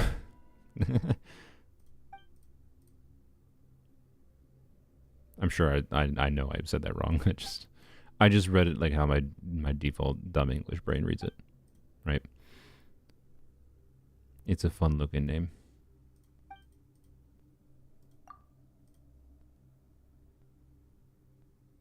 Okay. Can we have the old version back? Why? Why do you turn into a boring looking NPC? I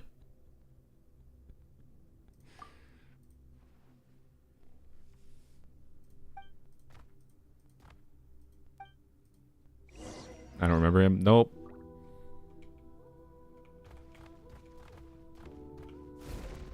I don't remember that dude at all.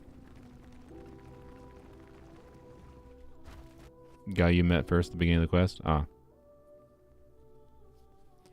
Wow, he's been with us the whole time. Crazy.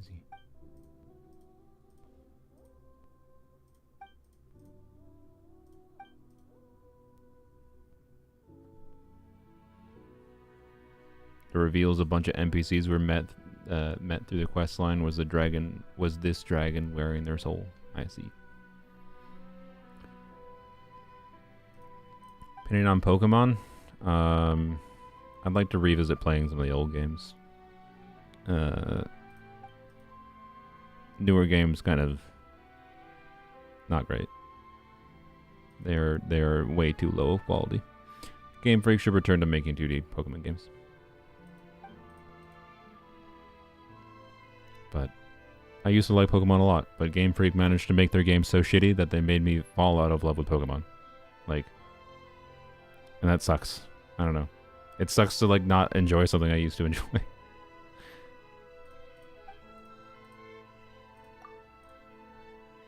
Okay. And I still like watching some Pokemon stuff, whatever, on YouTube from whoever kinds of peoples, but, I don't know. I'm much more, like, in the past, I was a casual Pokemon enjoyer. So.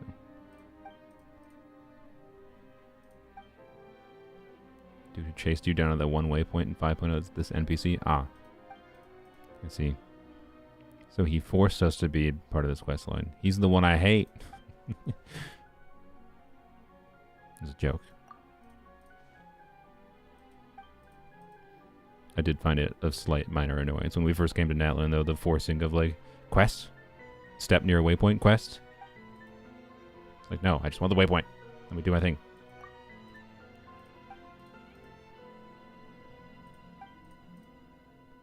Okay. Okay, so you're just going to turn into different NPCs. I see.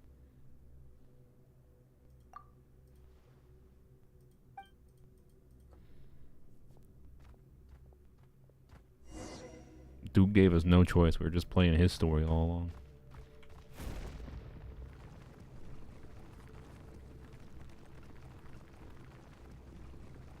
It's a cool looking area, at least.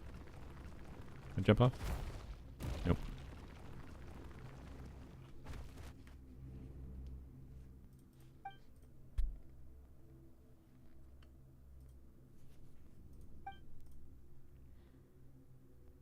Okay.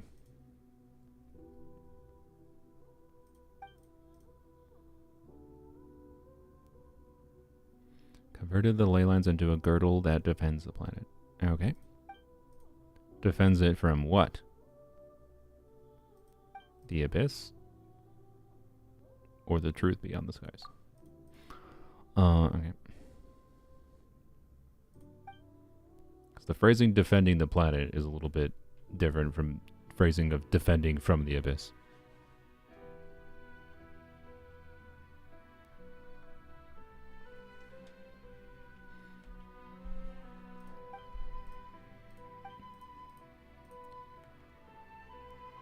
Pyro Sovereign's resting place, his corpse. Notice the sword the dragon abyss dragon boss uses. Ah, I see.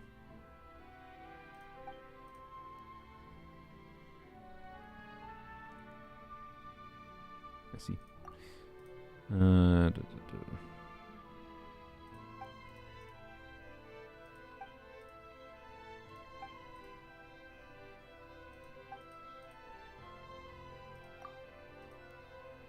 Okay.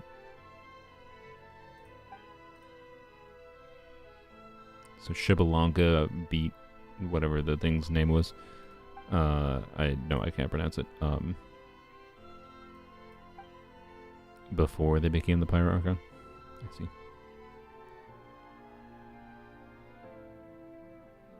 This will send out positive energy that will annihilate itself in the abyss. The abyss can never remain into that. What? The fuck are you talking about? I mean, I know they were saying that this was like a counter in the abyss machine, but like, did you just spoil something for me? Nobody Prime, did you just say what's gonna happen here? I swear to God, if you just... Is that what we're doing? We're choosing to annihilate the abyss? No more spiral abyss. No more spiral abyss. What direction are we going? This way. Shu Kotal. I will not remember. No, they said it in the last part. Okay. Yeah, I got that it was intended to get rid of the abyss. My point was that the phrasing specifically of defending the planet is a weird phrasing to use when the intention of the device is specifically to defend from the abyss. Why would you say defending the planet if it's not defending from the abyss? Planet implies protecting the planet from something else outside of the planet. The abyss is on the planet. Right, that was my point. But I'm willing to have it down to being just weird phrasing rather than hinting at protection from outside of the planet. Because, yes, I thought it was the abyss.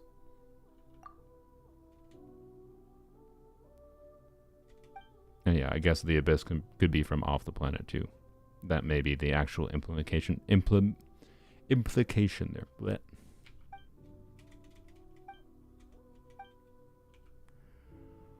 Okay.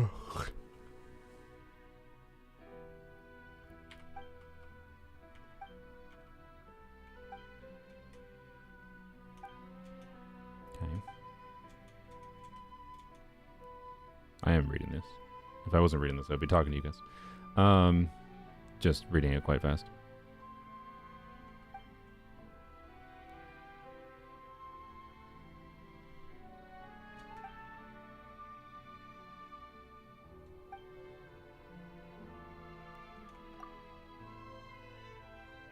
Okie dokie.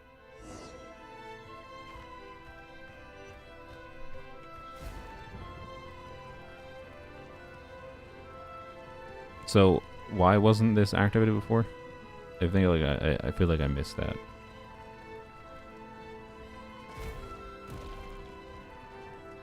That detail I think I missed in skimming through.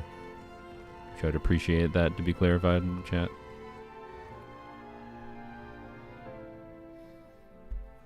Like, why exactly were we necessary to activate this? Because it was all built before. Keep reading? Oh, okay.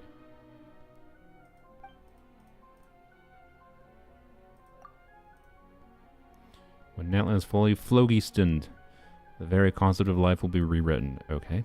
That authority will then return naturally. Only draconic phlogiston Life forms may wield this authority. As such, you can become the shaper of this new world. You can also become the Pyro Dragon Sovereign Renewed. What the fuck?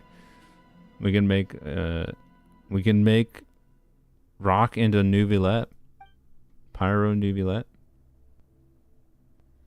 Okay. Favorite quest in Genshin? I don't know, probably the Chasm side quests.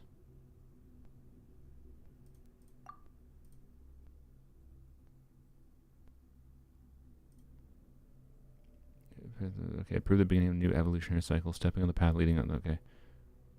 Okay. Choose. It doesn't give me a choice. Or does it give it now?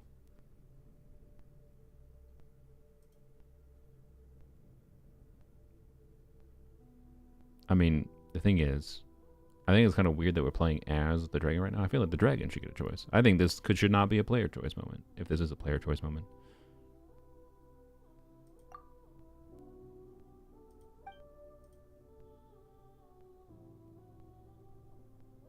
Okay.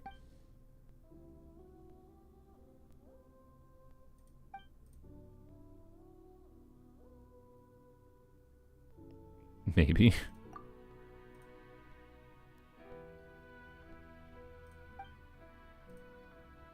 Alright, so like we're basically okay, do we want to maybe destroy the world? Is this that's the vibe I'm getting. Do we want to use this machine to destroy the world as we know it with the benefit of it gets rid of the abyss? That's what this is, right?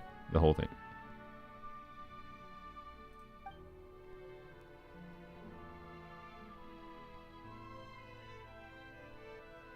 Okay.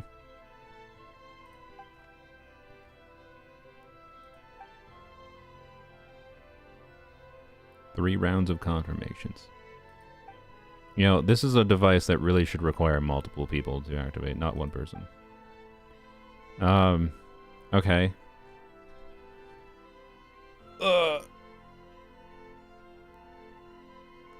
Says, I feel like...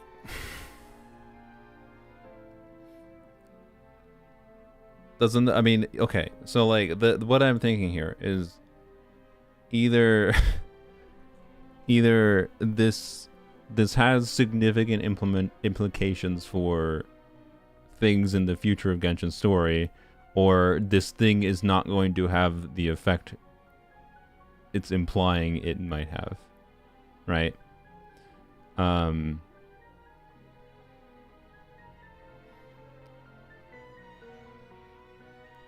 So, you know, it feels to me like it doesn't make sense to press this button. But at the same time,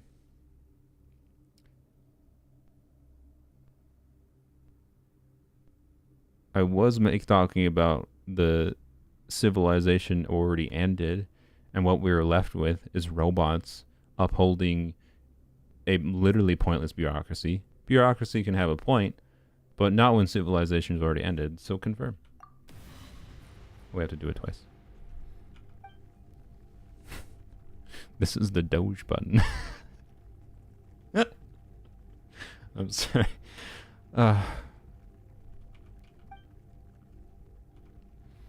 This is like if you're Elon Musk and you're really fucking stupid and have way too much power button. That's what this is.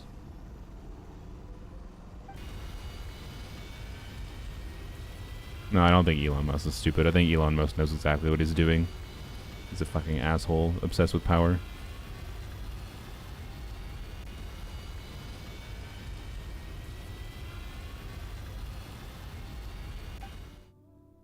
Silent.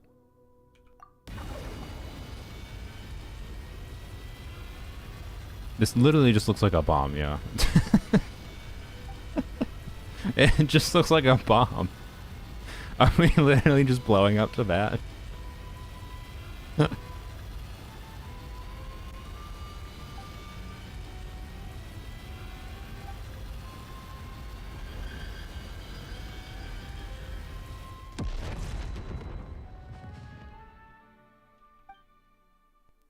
Okay.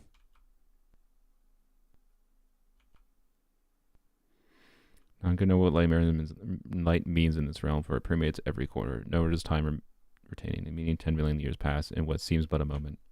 Oh, okay. So the gimmick they're going with is that you rewrote shit, but then it's gonna come back to things and all the same people are gonna be alive again.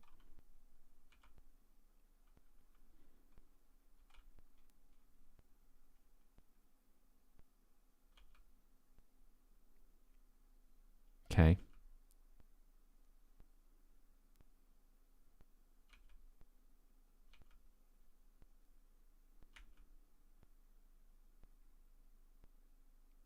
Was there another choice? Wait, is it going to force me to take the don't blow up the universe choice? Really?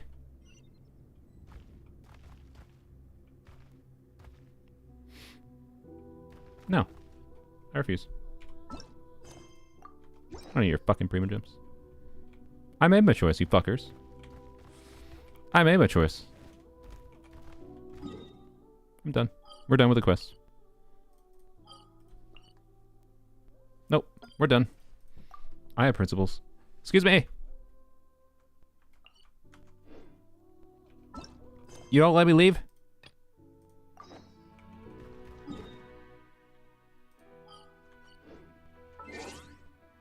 Bruh.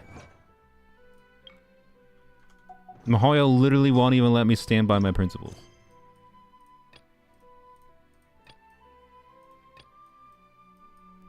Okay. Lame. Lame. Lame. I understand, to be clear. But I would rather just leave the quest undone forever. I understand why you can't make the blow up the universe choice and why it just rewinds time. I understand that. I actually kind of am fine with that versus the alternative what I suggested, where those are gonna like, oh, the universe has been rewritten, but somehow we just wound up back in the same spot. That would have been worse than just forcing us to go back, I think. But I would like to have the choice to make no choice. Because I made my choice. I want to have the choice to make no choice. And I no longer have the choice to make no choice. And that's extremely rude. Celestia won't let you. Maybe, yeah. Wouldn't surprise me if it was Celestia intervening.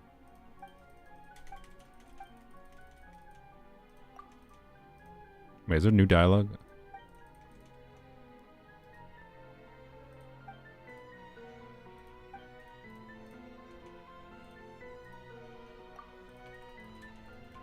No new dialogue, okay. Didn't think there was.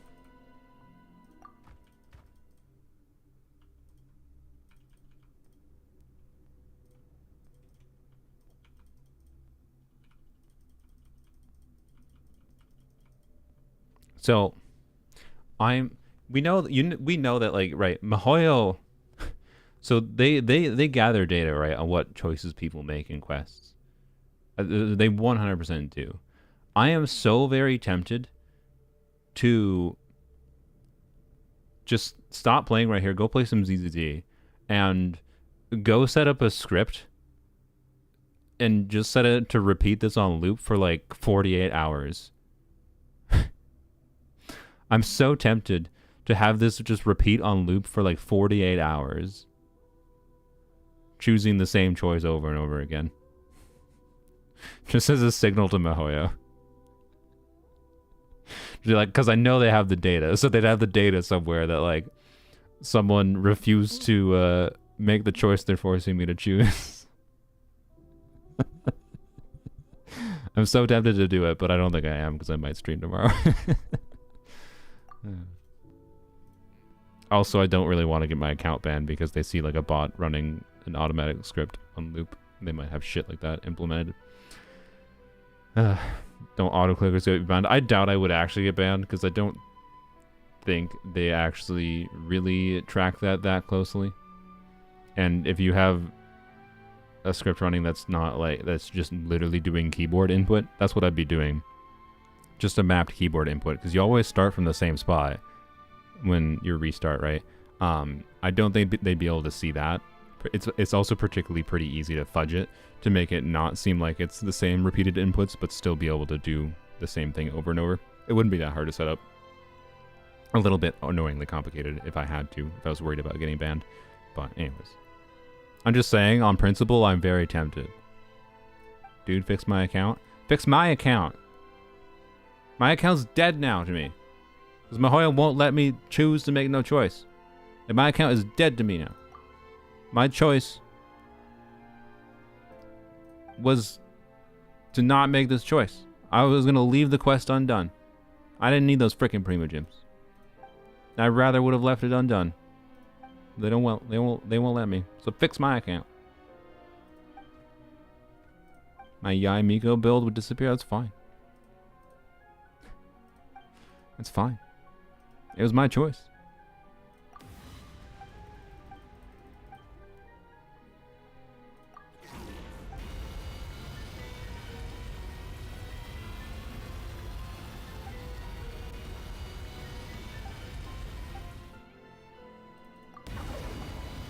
It was my choice.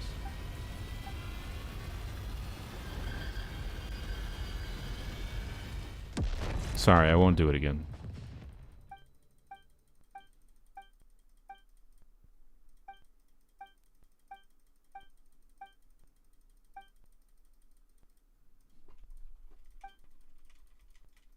No more DPS line. Yeah, that's true. It is sad.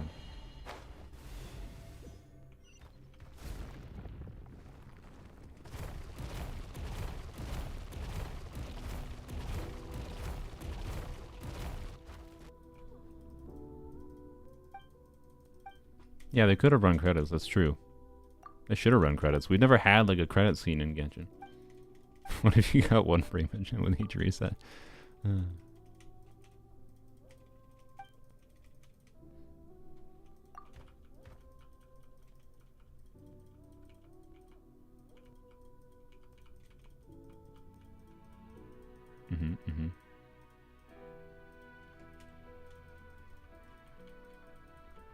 If I didn't have D&D, I'm not gonna lie.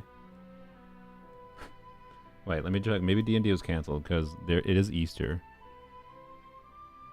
Oh, there's people. Why is there 100 people in chat muted? There in my D&D Discord server, there is 3 people muted and 2 people are deafened, and there's 5 people in the chat. What? Why are they all there? Okay, I'm gonna assume because they're there, D&D is not canceled because the main person that we didn't know was gonna be available is in the chat right now. If I didn't have D&D, I'm not gonna lie, I would be so tempted to just sit here with you guys and like go play ZZZ, have Genshin running in the background, and just tab to it to like have it auto playing through the quest, alt tab in. I'd be down with like sitting here for like hours and just continuing through it. But it's fine. It's fine.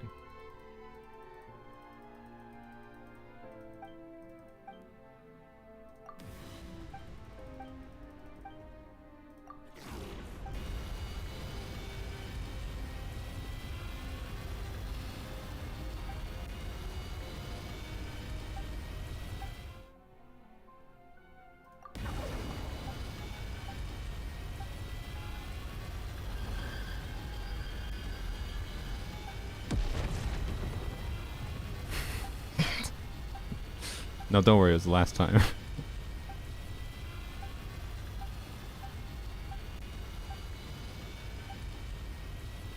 I'm gonna go type in my D&D chat. I actually want to ask them if they care. Guys, guys, I'm doing a Genshin quest where I have a big red button that ends the world. And it just sends you back if you end the world. Do I have permission to be late to keep pressing the button that ends the world? I need to get permission from them how long I can do this for.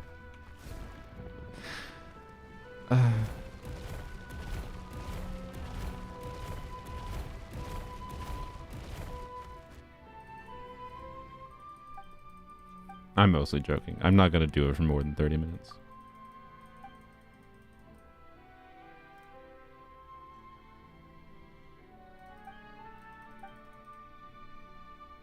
They're playing Marvel Rivals apparently, so they haven't responded yet.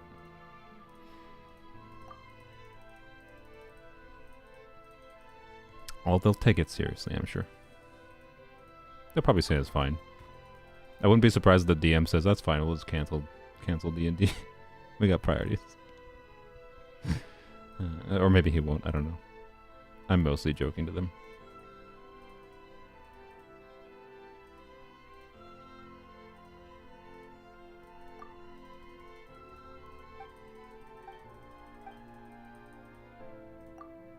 The world post-explosion has artifact loadouts. That's a... Yeah, exactly, right? Like, I don't like the state of this game right now. I need... It can't be worse.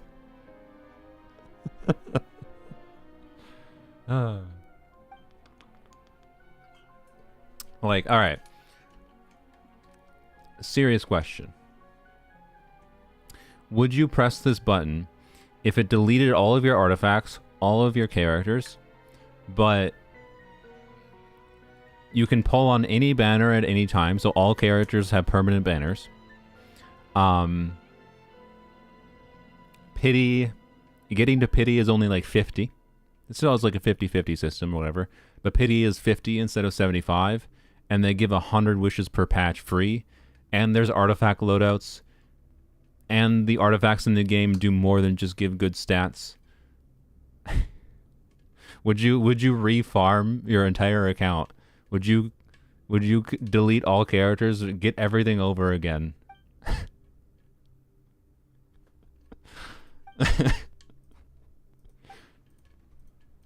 What are the artifact chances? Oh yeah, there's no longer variable RNG rolls. Like we're still gonna, it's a gacha game. We still gotta have some RNG, right? So like you still got artifacts, you still got RNG for like substats and whatever. But let's get rid of flat stats, like no flat death, no flat whatever. You can have attack percent substat on attack percent main stat, and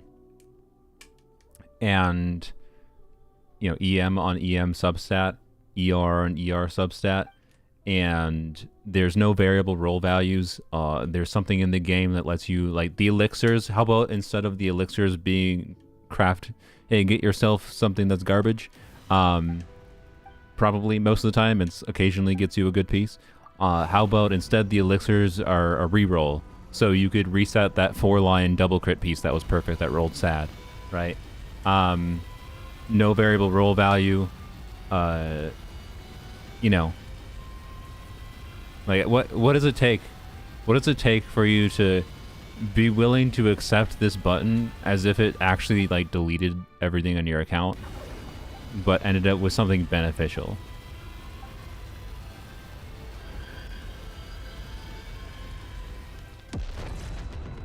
Yeah, what about a 6 artifact slot? Yeah.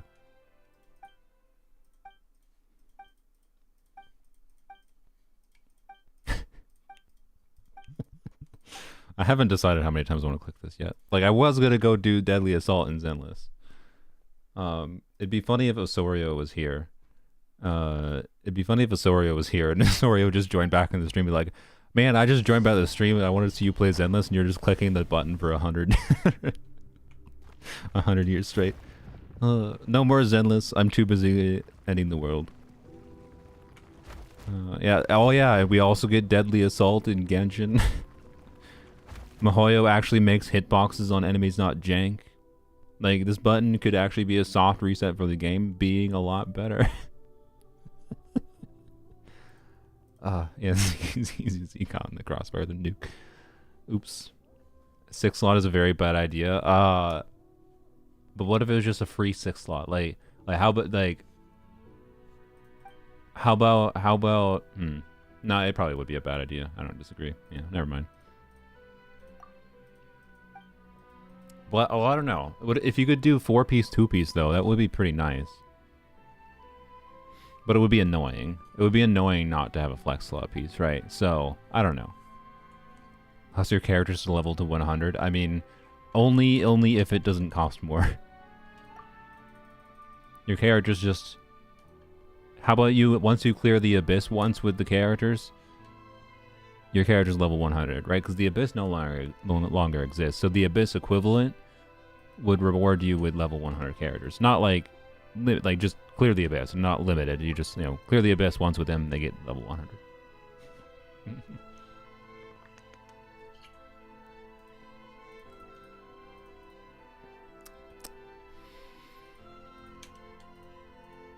Should come with a new artifact domain level so you get 3 artifacts every run? Yeah. No resin cap? How about no resin cap? You could stop playing for a week, you come back in and you get all the resin from the last week. Imagine that reality that was rewritten.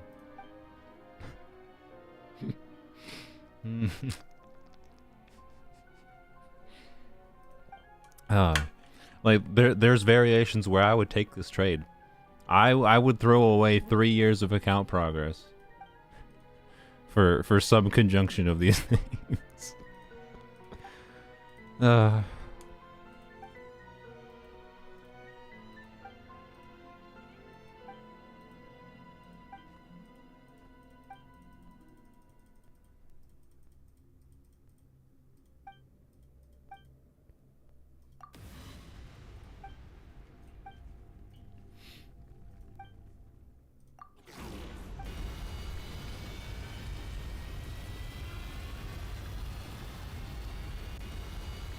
Give me a second.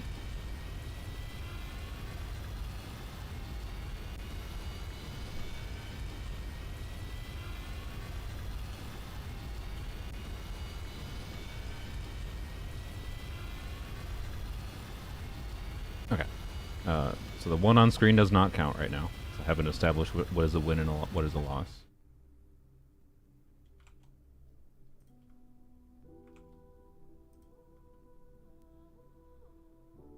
But Bap.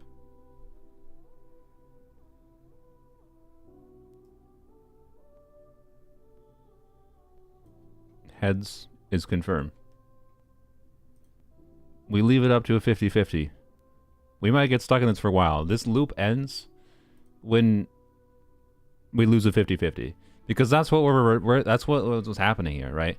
The game is forcing us to go back to normal Genshin problem of like where we're forced to be in this universe where we have to deal with 50-50 losses and all kinds of other awful things. So clearly we have to lose a 50-50 to choose cancel activation.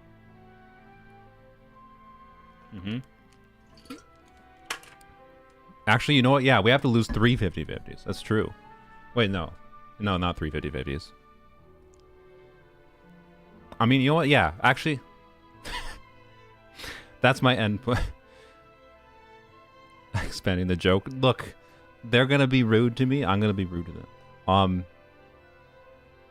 The problem is if I can't do 3 50-50s in a row because that would bias it towards canceling, not as it's implemented.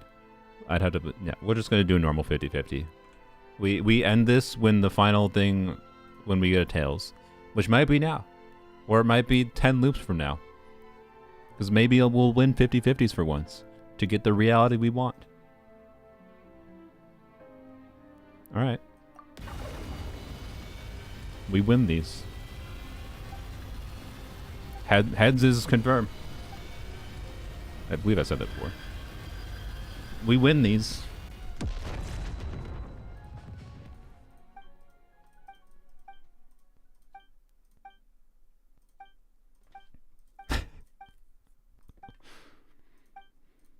Oh boy. How many 50-50s are we gonna win, guys? Oh boy.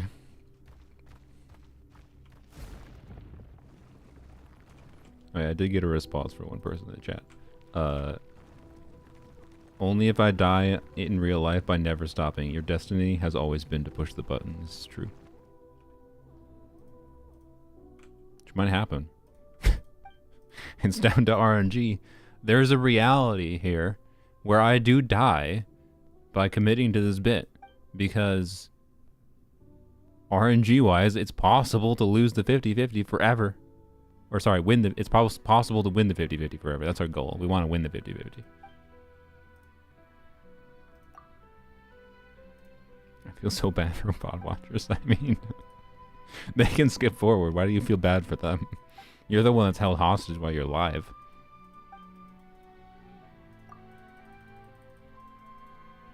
Screw wish simulators, we use universe simulators. Yeah. Speaking of wish simulators, I was tempted to make a video last night, but I didn't do it because I always have stupid ideas that are like good ideas for a one-off gimmick video, but then they're too high effort and they take forever. And I recently learned of a wishing simulator website that was pretty good because it like used the actual wishing animation and whatever. But the idea I had was, how many wishes does it take to get C6 of every character in Genshin? And like just going banner by banner from like the origin of the game. If we're just getting C6 of every single character, because it also like cleanly gives you how many primo gems it costs at when your total wishing history, and it says whatever thing. So anyways, I might make that video.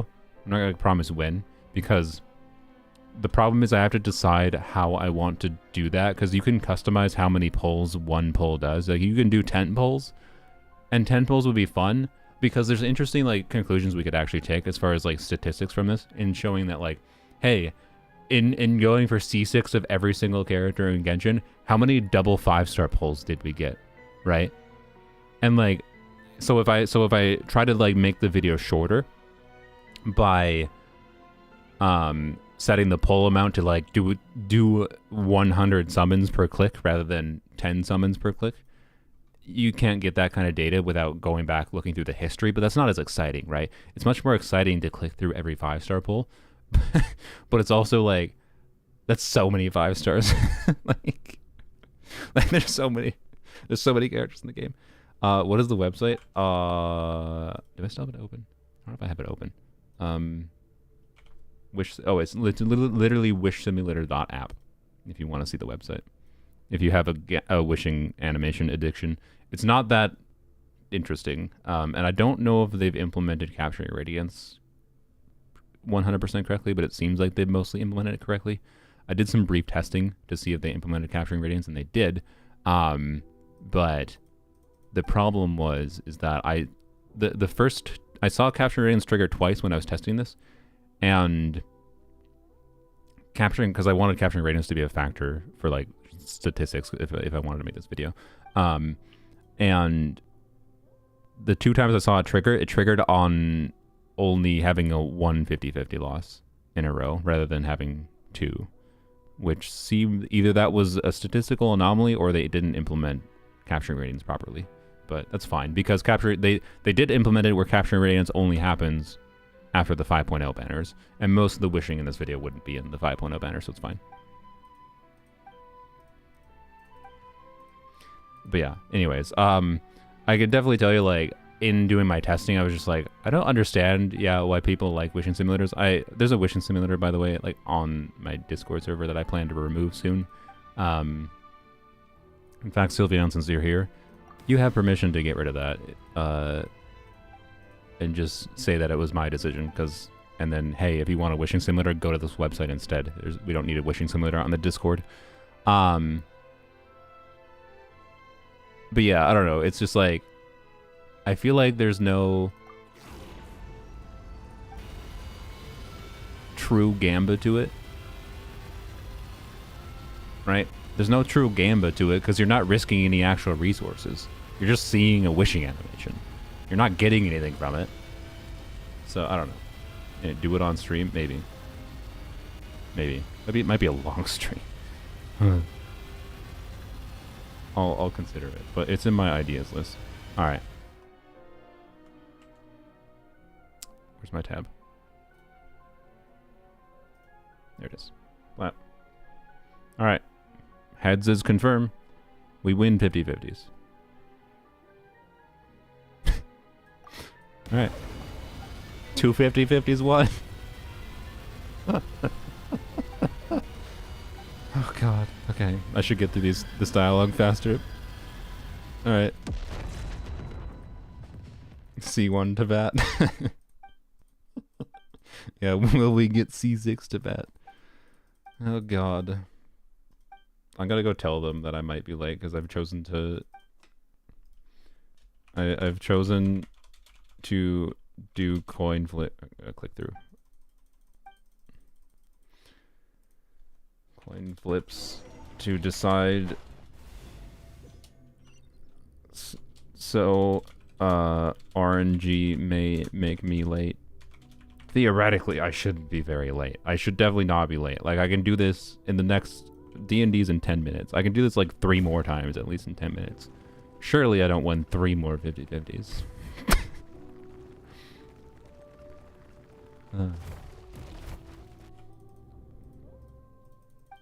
But that's when this ends.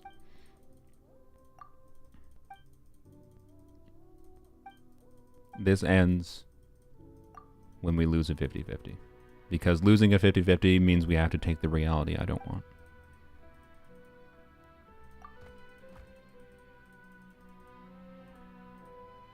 There's still 15 minutes of quest after this? Oh god. Well. You might not get to see it then, I will say. I'm sorry.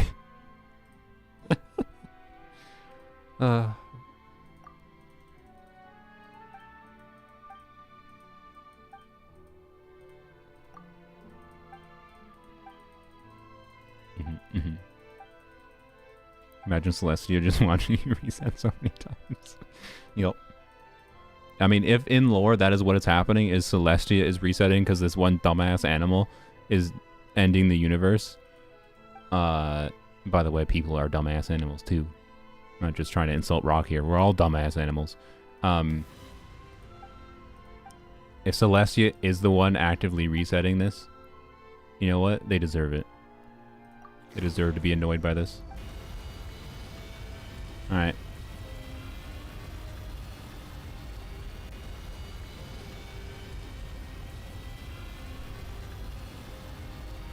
Flap.